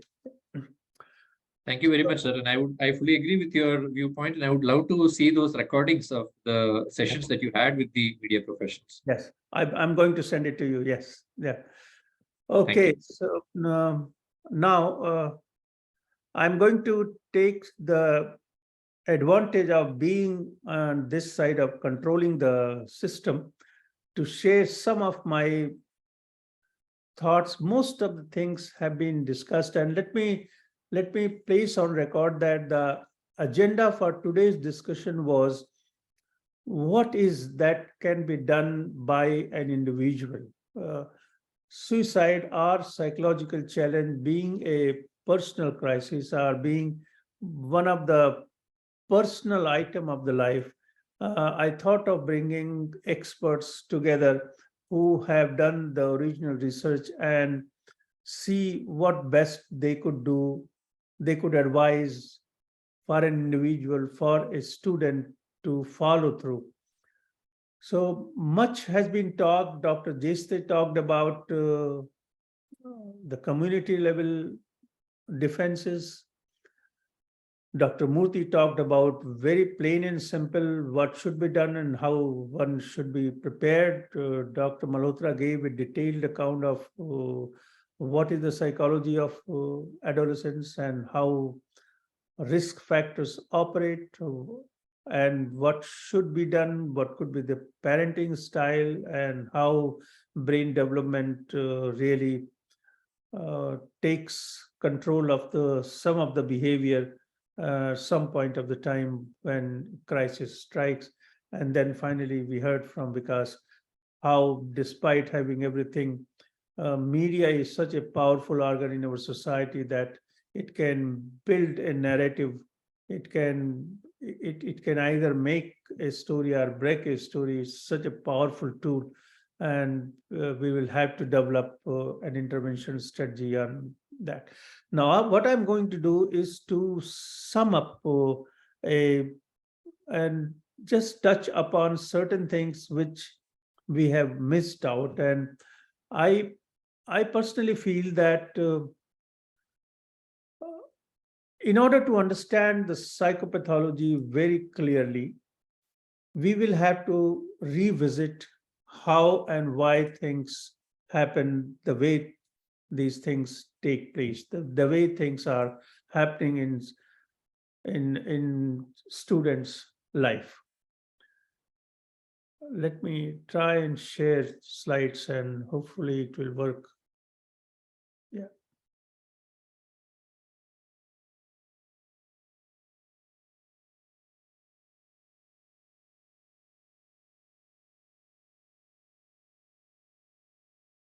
I hope, can you see these black slides, please? Yes, okay. So mental health in daily life struggles. So when we sorry, when we think about the challenges in individuals' life, we naturally recap day-to-day situation, what happens. And a student's life also fits into that profile. हर दिन की जो जंग है, I'm because this recording will be going to number of people who would like to listen in different language, so I will mix Hindi and English with your kind permission. जिंदगी की जो जंग है, जो तकलीफें हैं, जो जिससे लोग जिद्दोजहद करते हैं, जिसे हम मानसिक तनाव की संज्ञा देते हैं, तो हम देखें कि वो है क्या। तो एक टुकड़ा तो ये है कि कुछ लोगों में साइकोलॉजिकल चैलेंजेस कहें या मानसिक तनाव कहें, वो चलती रहती। और उन्हीं में कुछ लोग ऐसे हैं जो अपनी पढ़ाई लिखाई में लगे हैं, those who are in the student phase, scholarship phase of life, and unfortunately face the crisis of suicide. So when we put these two experiences put together, the question arises, why do people develop mental health problems? Now, if we try to sum up everything that we know about it, we come to know that there are certain people who are vulnerable. Their vulnerability may be biological, psychological, social, whatever. There are a number of factors which can lead to vulnerability. Then it also asks us to examine whether those who have vulnerable have any deficiencies in the psychological virtues or positive characteristics of life. So that is the issue. If we say a hypothesis that certain people who are vulnerable may also have certain deficiencies in their psychological characteristics or psychological virtues, they are more at risk of doing certain things which are undesirable. Whenever we say that a man is defined by characteristics that we see there in their capacity, कि उनकी संज्ञा क्या है, उन्हें हम पहचानते कैसे हैं, उनकी क्षमताएं क्या हैं, तो हम देखते हैं अपने गली में, मोहल्ले में, शहर में, कोई बहुत भावुक है, कोई बहुत ताकतवर है, कोई हर काम कर सकता है, कोई सिर्फ कहता है और करता नहीं है. So certain things are common, and we find that there are people who can deal with adversities. There are other people who can cope with a crisis. And there are many who can just manage it. They can adapt it. But there are many others who have all these qualities, but also have quality of feeling happy. When we think about happiness, human experience, struggle of life, daily life, difficulties, what do they go through? They go through issues related to maybe relationship, maybe in their career and work, something related to economy and finance, and most important and common things related to their children and families. And all of these put together, they need to examine whether an experience has been satisfying to their, what I like to put it, their self-worth, whether the experience of life is satisfying for self-worth or not. So we collect two different kind of experiences of people who go through a struggle day in and day out doing a job, and also struggle for achievement and success. And that's what makes what we call psychiatry or mental health for people. It's everybody's agenda, everybody's common problem.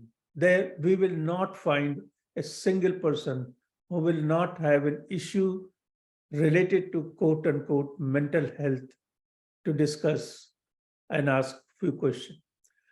I am happy that the time has changed.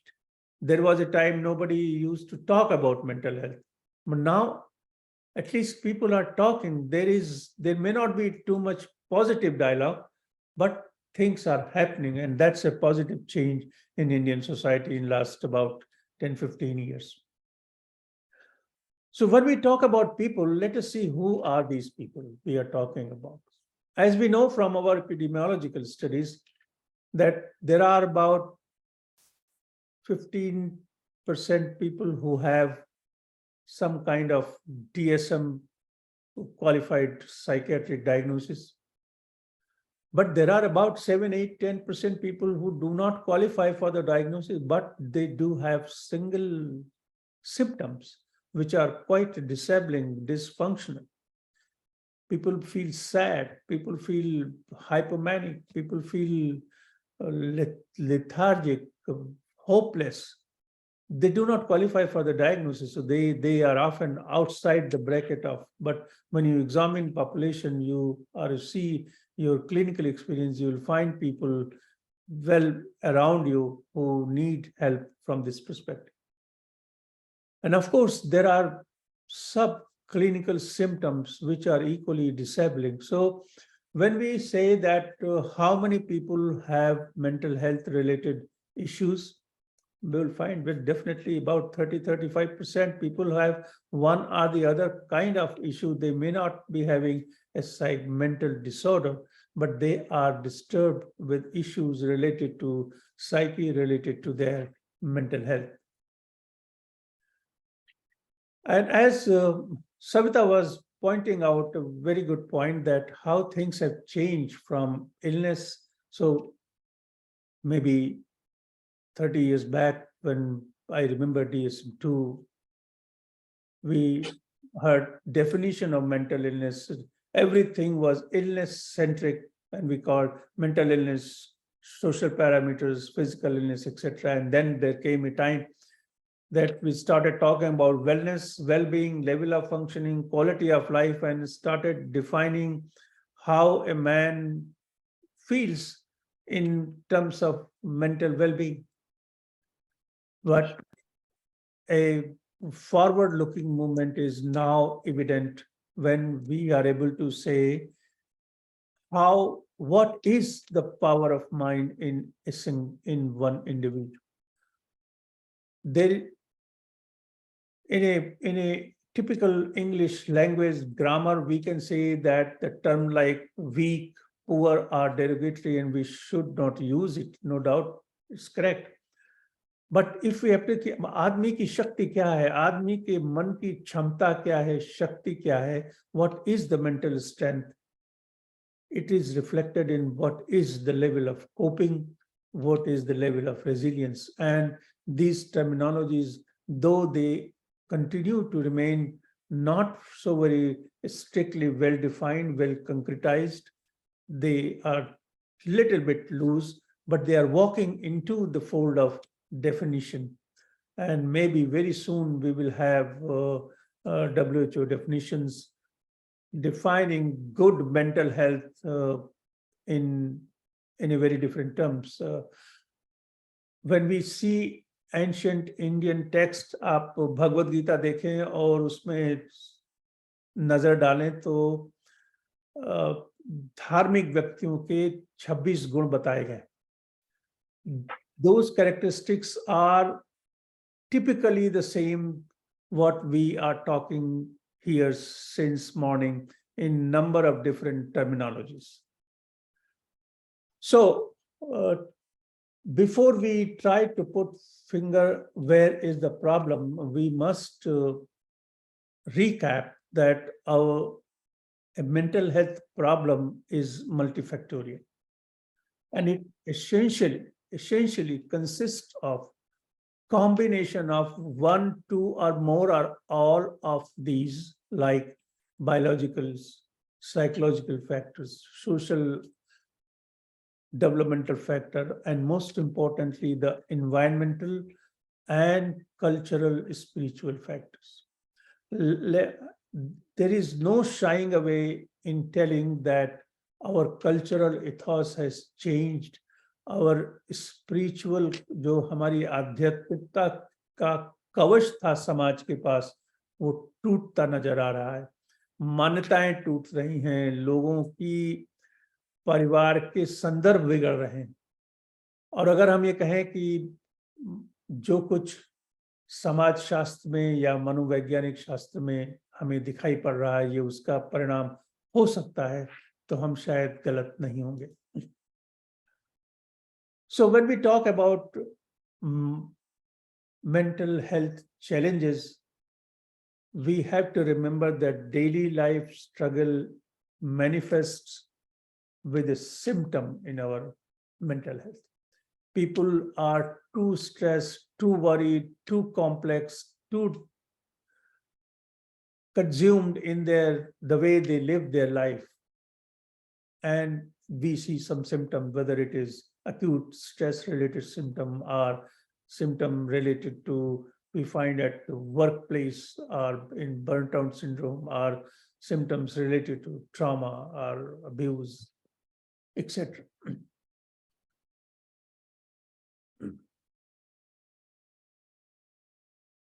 So psychological characteristics at work, they are at work at everyday stresses are very commonly resilience, which is reflection of emotional regulation, problem-solving skills, optimism, self-efficacy, social support, adaptability, mindfulness, sense of humor, and self-compassion.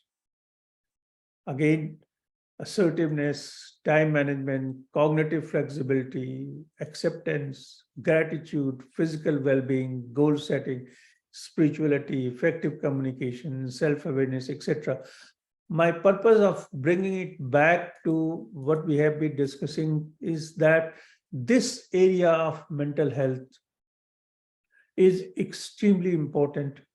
We have been paying attention to classical personality-driven structure of mental health and psychological intervention. We did not professionally pay much attention to these positive psychological characteristics, those that we are talking now, especially the inclusion of these factors in clinical psychiatry or clinical practice of mental health was vividly missing.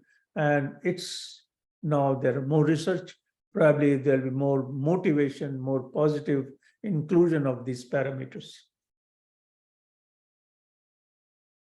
Yeah. So as this is happening, the fundamental question we are confronted, people are asking, I mean, moment you mentioned mental health, mental strength, mind, what's going on, stress. We have a very complex and a long history of psychological theories governing our life. These theories have been given to us, taught to us by family culture, by childhood education, informal education, social education. Now they are lost. They have been transmitted through stories. आप कबीर को पढ़िए, रामायण पढ़िए, गीता पढ़िए. हम इस सवाल से भाग नहीं सकते कि माइंड क्या है, आत्मा क्या है, सोल क्या है, उसका स्कोप क्या है, उसकी बायोलॉजी क्या है, how it governs our life, how it shapes our persona, what role it plays in preventing diseases, and what role it can play in preventing, in developing our capacity.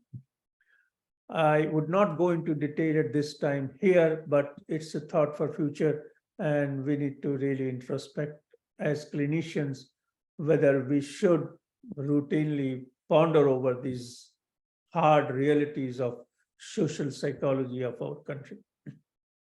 So as I said, there are certain people who are vulnerable, and they are the people who are most likely to get into the difficulties of crisis and suicidality.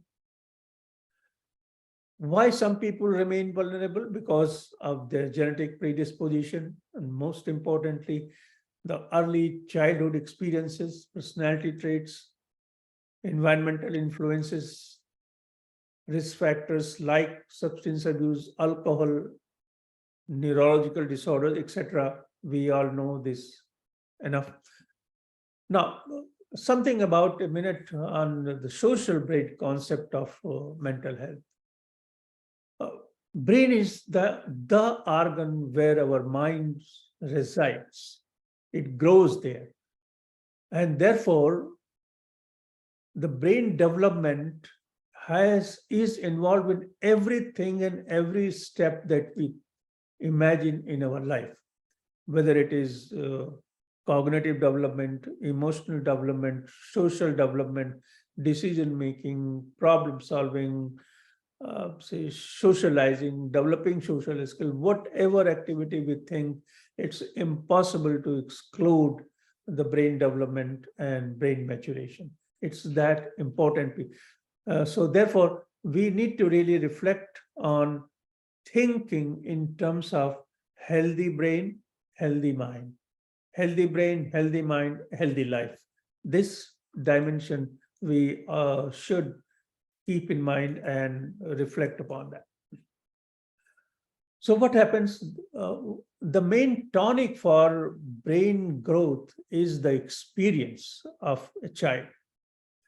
After the childbirth, the main feed for this brain is the experience of skin to skin, touch to touch experience with mother, the experience that the neonate receives from the environment in which he or she has come, totally unknown, dark, very different experience.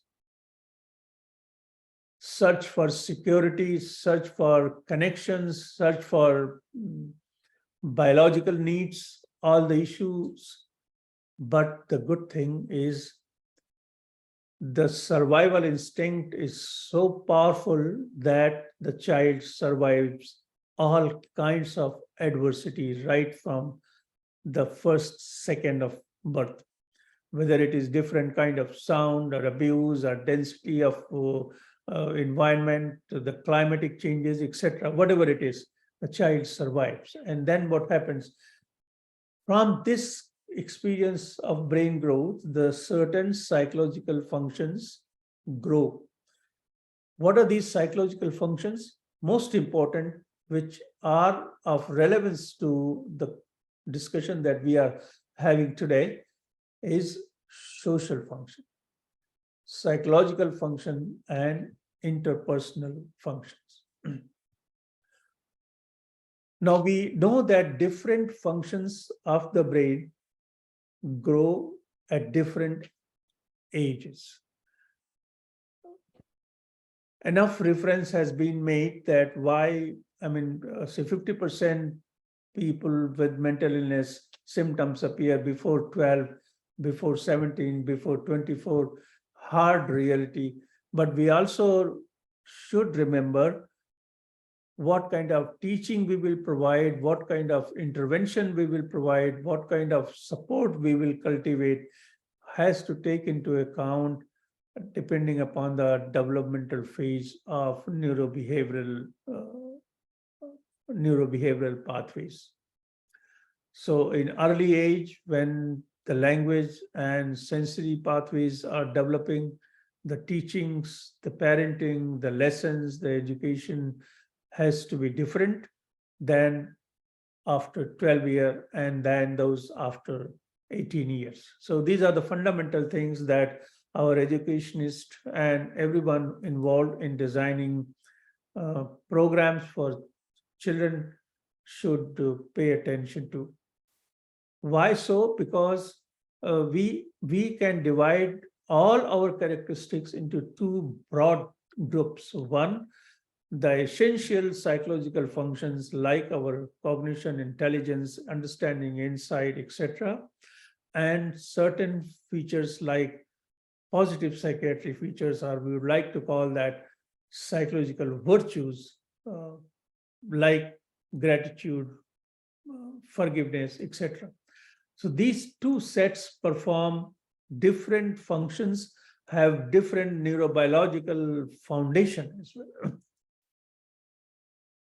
Positive psychiatry is a neuroscience of brain health and resilience. And this is why it is important how brain, mind, human body, and everything around human body, the society, is directly linked. Anything changing around us, whether it is rain or temperature or two people fighting, it affects us. Some people get affected severely, some don't, but it affects. It affects the physiology, it affects the psychology. So let's see if we convert what would be the cause in terms of psychological virtues and what can be the clinical outcome. And we would say that factors like trust, faith, gratitude, forgiveness, happiness, hope, optimism, love, anticipation, spiritual mindset, resilience, they all lead to a consequence of mental well-being, good cognitive metrics, affective properties, interpersonal skills, performance and productivity, success and achievement, satisfaction and happiness. So it's very clear that if we want to achieve these characteristics in our life, we have to fall back upon the psychological constructs which we have not been very mindful of so far. So how mental health or mental strength develops? The fundamental question still remains, because this is where we can give direct and concrete advice to people. So let's say to everybody, one should think the statement is mental health is deeply rooted in motherhood. What I mean to say is, if we divide the entire development of mental strength, we would say that a lot of factors during pregnancy or pre-pregnancy, post-pregnancy, and early childhood development. About 90% of the risk factors are covered in these three phases. And who is in control in this time? Mothers are in control. They are in the mastery. And it is not a single factor, but it is combination of a mother, the child, and the environment in which the two are living. The three units together determine mental health or mental strength, whatever name you want to give. We have talked enough about resilience. Resilience is a mindset, or there are situations, every kind of adversity is conquered.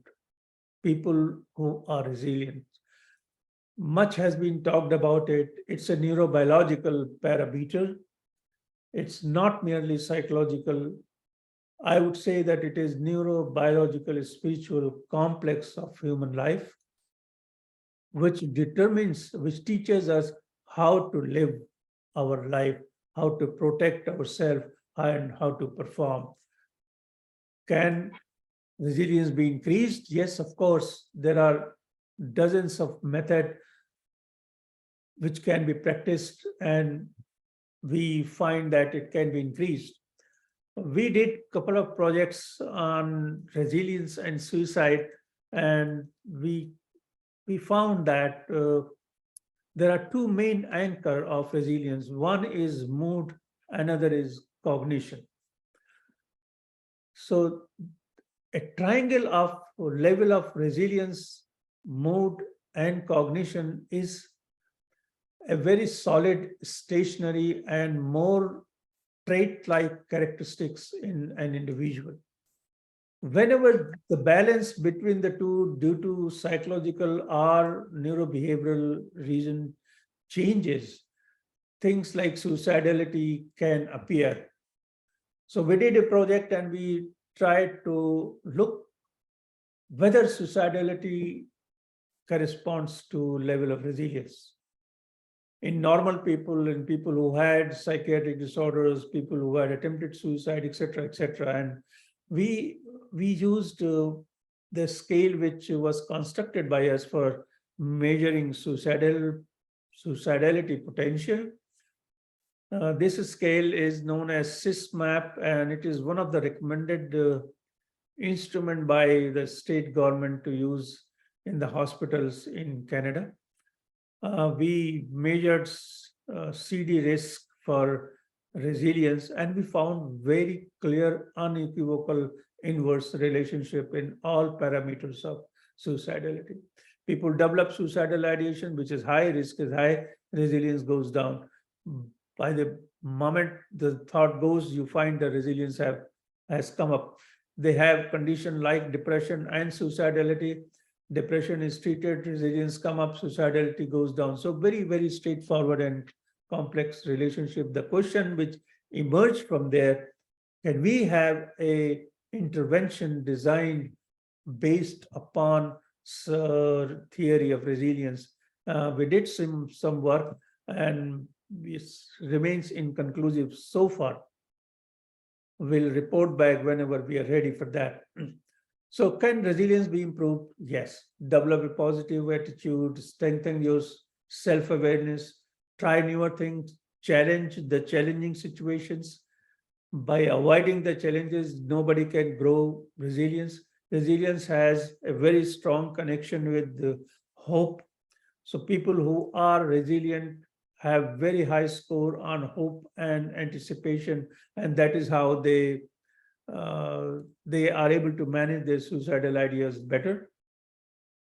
So now my purpose of talking to you today is to give the piece of information about the project that we are doing, that is Mansik Shakti. So it's a project which is interface of education and training. Our pre-understanding is that education and training are effective therapeutic and preventive modalities. And mental health abnormalities can be identified and effectively treated. So with these two almost we move forward, and we found that whether it is literature search or human experience, we find that psychological challenges are a reality. Student suicide is a reality. They are like an epidemic.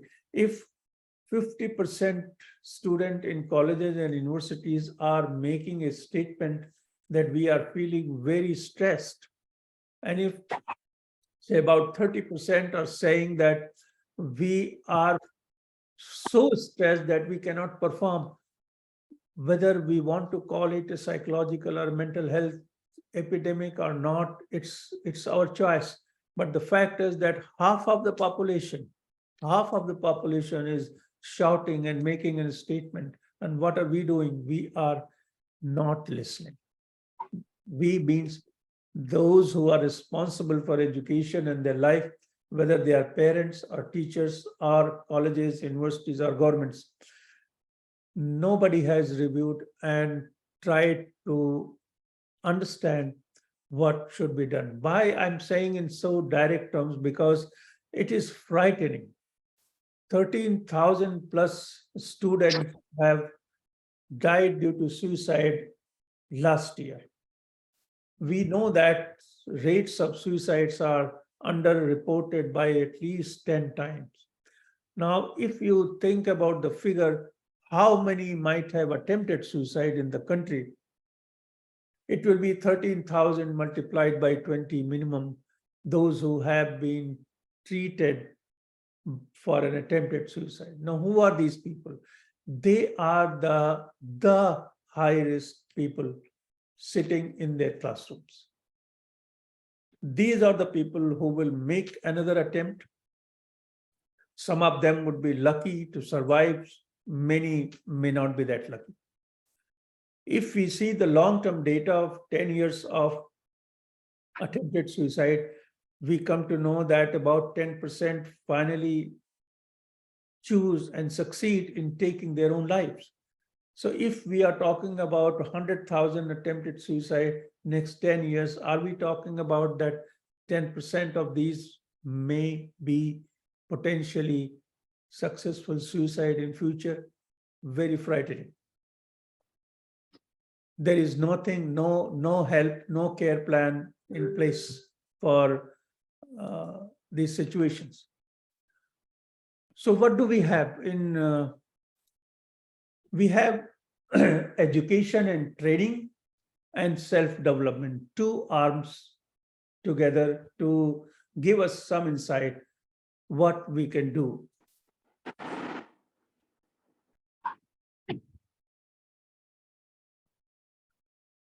So we thought we have a program which promotes mental health, builds mental strength, and prevent mental disorder. Has logistics of identifying hidden characteristics of an individual or promotes positive mental health. How can we achieve that? We can achieve through education, through mental health assessment, by mental health training, by bringing in logistics of mental health research, and bringing newer services. Newer services means establishing training programs, educational programs are also within the ambit of services. And then developing the courses and logistics of how students can self-evolve themselves. So overall, the program consists of certain capsules which function for awareness, education, assessment, research and innovation, and service and knowledge translation. So public education, we are addressing like through webinars. We plan to do that. And we also conduct program for parents and teacher, which forms an arm for awareness. For education, we propose and we have developed certain curriculum, and we are struggling with the universities to that they start the orientation course, teachers training course, courses for the student for the better knowledge and skills. The main question comes, why should a parent not think whether their children are suffering from a mental disorder or mental stress, or likely to suffer from any mental stress in future or not? Do they have, they are major partners in career choice of their children, but do they have any knowledge or any idea how to really understand? Or they only believe that the mark sheet speaks 98%, so everything is fine? I have certain opinion on this front, and we are trying to develop, if we can develop certain rating scales or mental health assessment. We are trying to incorporate artificial intelligence and machine learning to develop mobile app for these conditions. Also promote need assessment research and effectiveness trials for bringing in evidence-based effective interventions which can be incorporated. When all this is because when you say to the colleges and the universities that you need to establish a mental health promotion program for your students, we need to be credible and comprehensive in what we advise or what we say. In terms of services, we have logistics of self-development and training programs. So this is some of the design for the project that we are talking about. And it's matter of everybody's business. Suicide prevention is our student mental health. There are a number of partners, family doctors, student, parents, peers, teachers, admin staff, and counselor. I would say, if you look at the research on peer support, which is one of the intervention for suicide behavior, when I checked, I found that every year more than 1,500 papers are being published on peer support. What does it tell me? It tells us that there are people worried. They feel that this is an aspect worth looking at. So peer support, that means it is yari dosti. यारी दोस्ती का मसला, लोगों से संबंध बनाने का मसला, लोगों के साथ रहने का, उन्हें समझने का, हाथ में हाथ डाल के कॉलेज में चलने का मसला बहुत आसान मसला है अगर हम इसे मनोवैज्ञानिक तरीके से जानना समझना चाहें. I think I have not go into too much detail about what the program is, but the program consists of mainly of mental health assessment, mental health intervention, mental health services, education, and research. Services bring in more and more new encounters that everybody knows, nothing new about it. And this is our humble attempt, and it every day evolves. We talk to experts and change ourselves, reform ourselves. But the focus of the day is how to we tell a student to become more mentally strong or more resilient, more capable of coping. And I think Dr. Murthy had put it in a very nice, comprehensive way, the 7 methods how to achieve positivity, emotional stability, reason for living, sense of purpose, foresight, voluntarism, spiritualism, and creative thinking, or finding options, having more mental clarity and high level of resilience. These are some of the positive traits which are need for everyone's life. I don't think we have the options of not doing things for our life. We have to learn techniques. We have to teach our children methods, how to be happy, how to control their anger, how to maintain their mind brain equilibrium.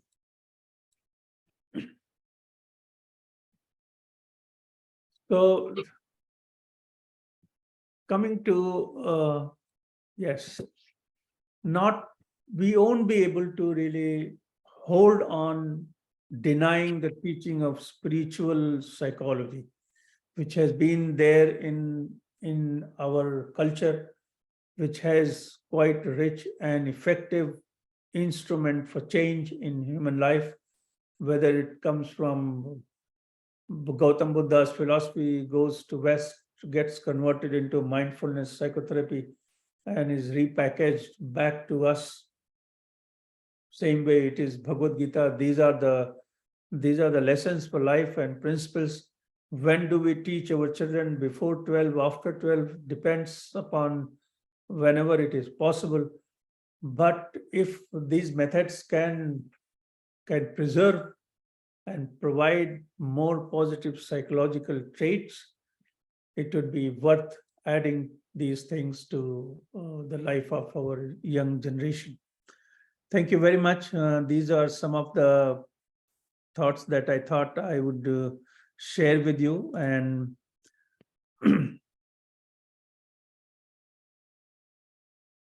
I'll stop here. And if there are any questions from our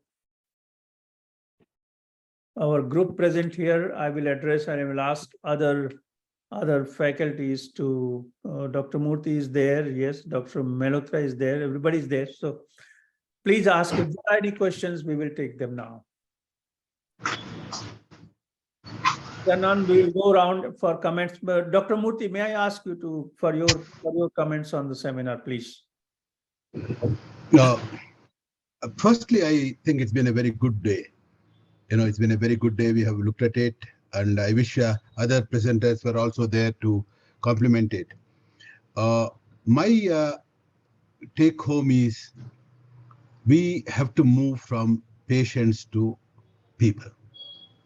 Yes. I mean it very seriously, and after 50 years of being in this area, because as long as we talk about patients, people will think of it as other, nothing to do with me.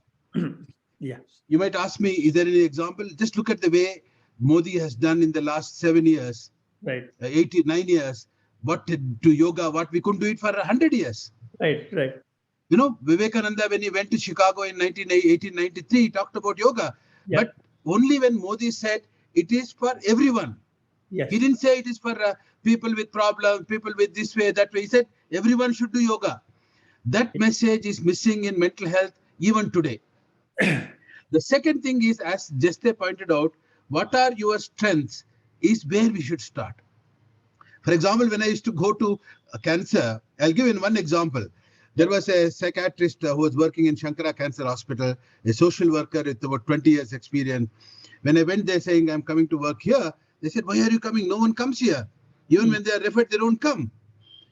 Then I said, look, when I have cancer, personally, I know what it means to be. I'm not going to take an appointment and come to a psychiatrist. I got other things to do. Right.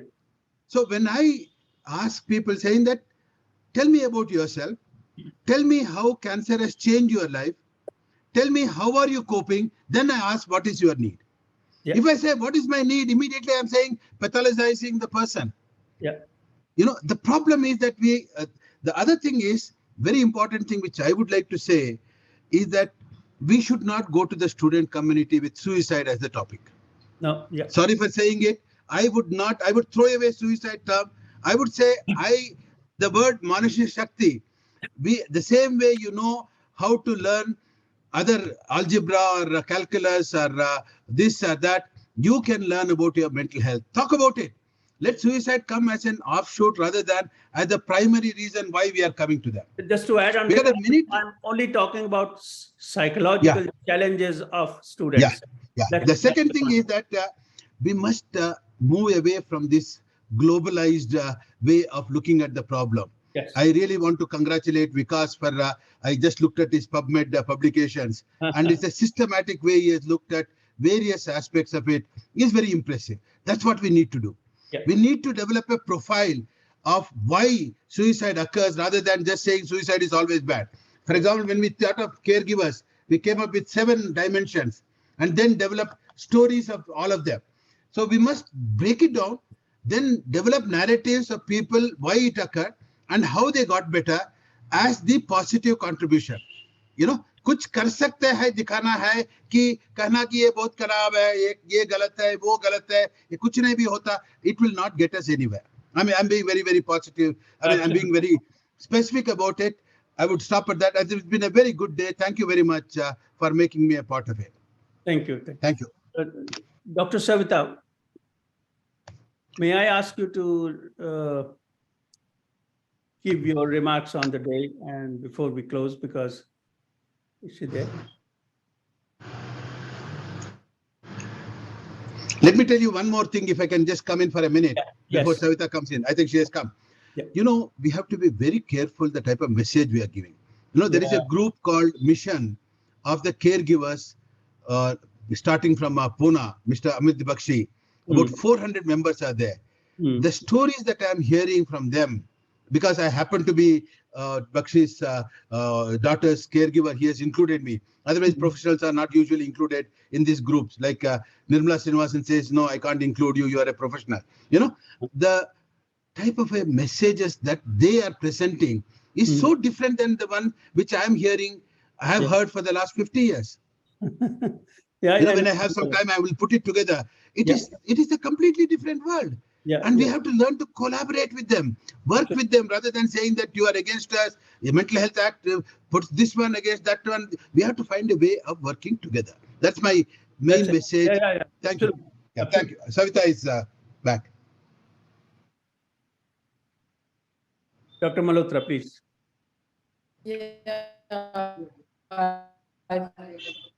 I think what we are discussing today encompasses the entire spectrum from mental health to illness, from for adolescents, young people to adults and onwards. That is there. Has highlighted, and we all know it. I mean, that's why everybody's highlighting and focusing on that. Is that our child care, our focus should be on early development, child care, and families. We need to protect, strengthen, empower families right from the beginning, from early years. And this somehow in the globalized world and industrialized world, what has happened is that we have been focusing only on the labor force, the working hands, the earning hands, and we have forgotten the human side of their life. And that is what has been a problem, and majorly a problem with us.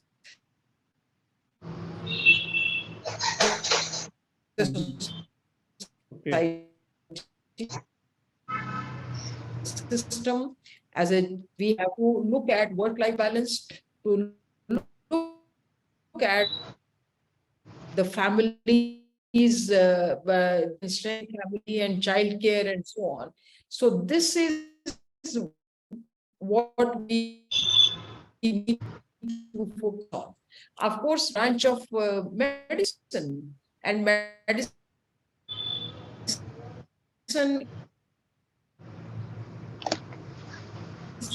has always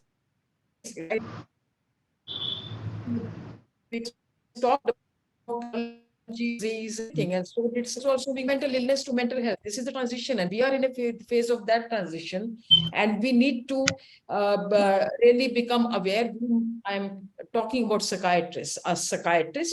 So in our training, in our education, in our practice, we need to bring the focus onto mental health and shift away from mental illness. That's the other thing. And also, I think we need to, I mean,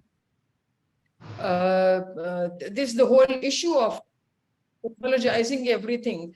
I suppose we have not yet developed in psychiatry that critical mass of medical knowledge, confidence, and with say that this is what should be done.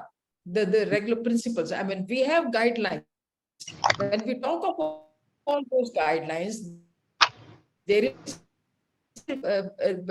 support base in terms of research also, but then it sounds and seems so much like common sense. So it seems so much like common sense. It seems so much like our age-old wisdom that our elders had already kind of imparted to us. And somewhere in our effort and become modernized, westernized, globalized, we kind of drifted away from that.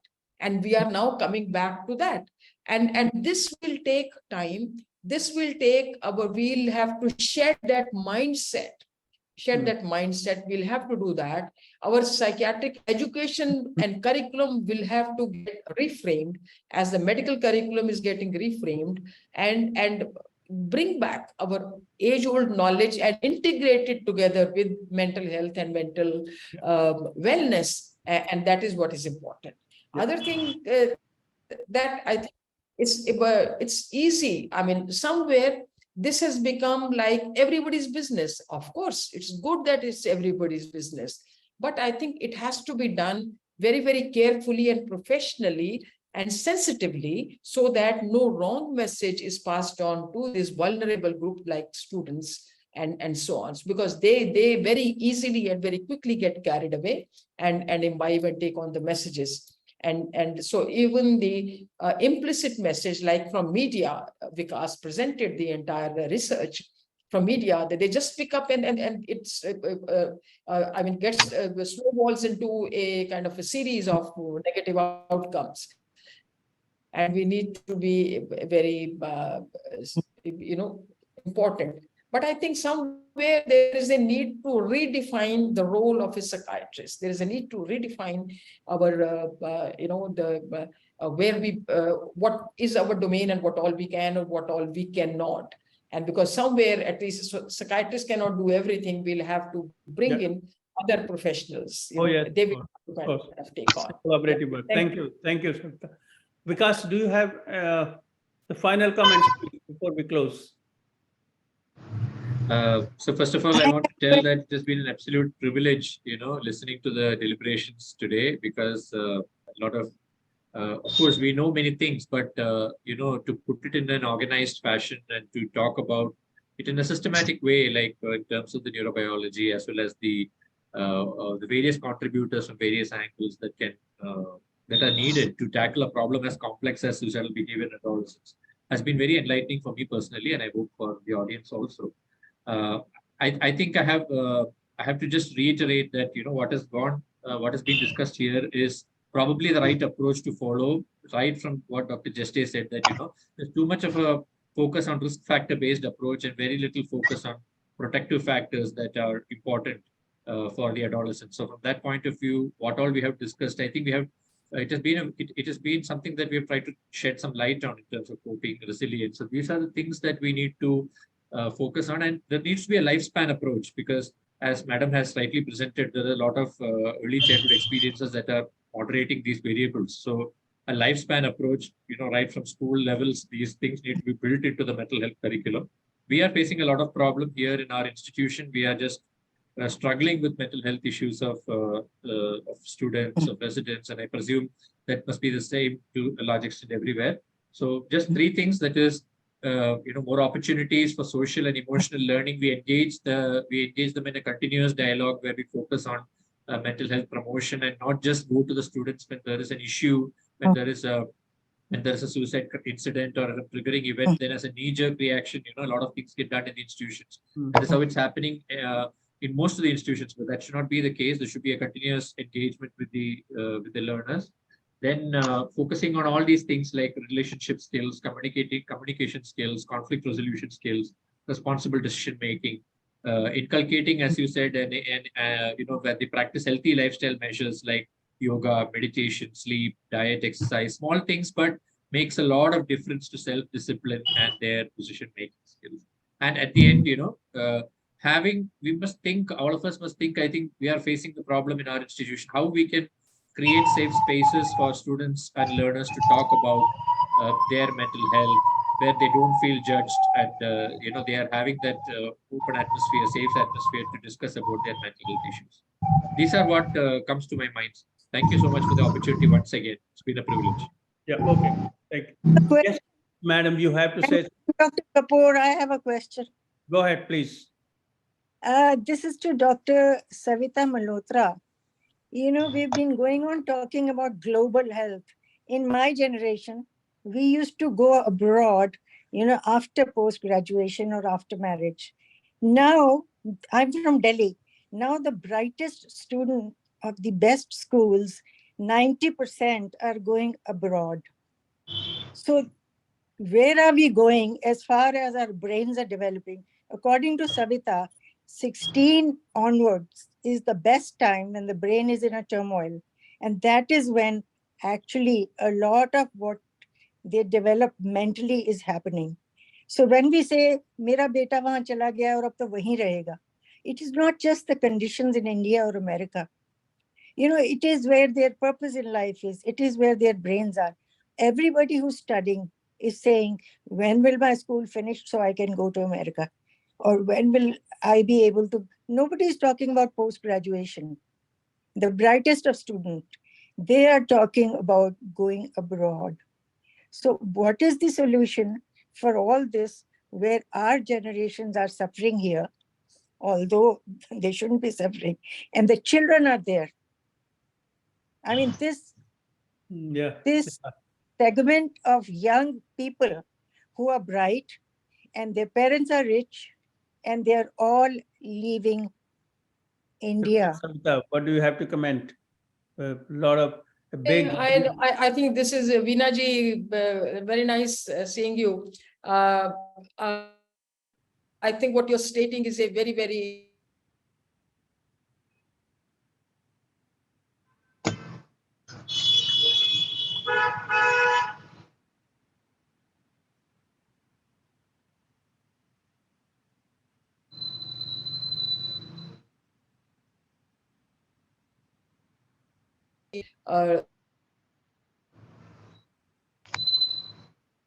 I mean, we are struggling here to give the best education.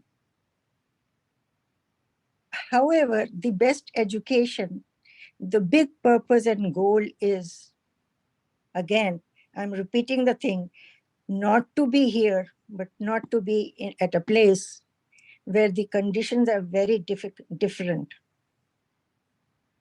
Yeah, I can't. Savita's voice is down, I think. Are you? Dr. Krishnamurthy, what do you think? Dr. Murthy, are you commenting on? No, I think it's a little more complicated than simply. It's much more complicated. It's like the people giving up Indian citizenship. It's got many dimensions. Yeah. For example, I left the country about 15 years back for about 5 years. Yeah. Sorry. Yeah, go ahead. Just continue with that. And so these difficulties are there. And other thing is that people nowadays, they are in a hurry to succeed. They are in a hurry to, become rich. and become kind of acquire everything in life that is possible to acquire. They want to acquire it by the age 30. And this is the pressure. And the families also, they see much better opportunities. Mostly the opportunities are in terms of economics. Better earning and better settled and more comfortable life. Comfort and money, two things. That is driving people out from India and not struggling with this. And then this is solution is not easy. I think it has to be, I think we have to take kind of, pride in our own system, our own culture. I think we totally have forgotten and de-recognize almost kind of our cultural background, heritage and strength of family system, social system, which is still our the most fundamental kind of a core of our society. And we need kind of okay, so let me take this opportunity to thank all of you and for being with us and doing this conference. Thank you very much. Much appreciate your support and your association, your collaboration. God bless you all. Thank you very much. Thank you, Amreshji. Thank you. All the best. Thank Best you, sir. wishes. Thank you. Thank you, sir. Thank you, madam. Okay, Ji. Thank you.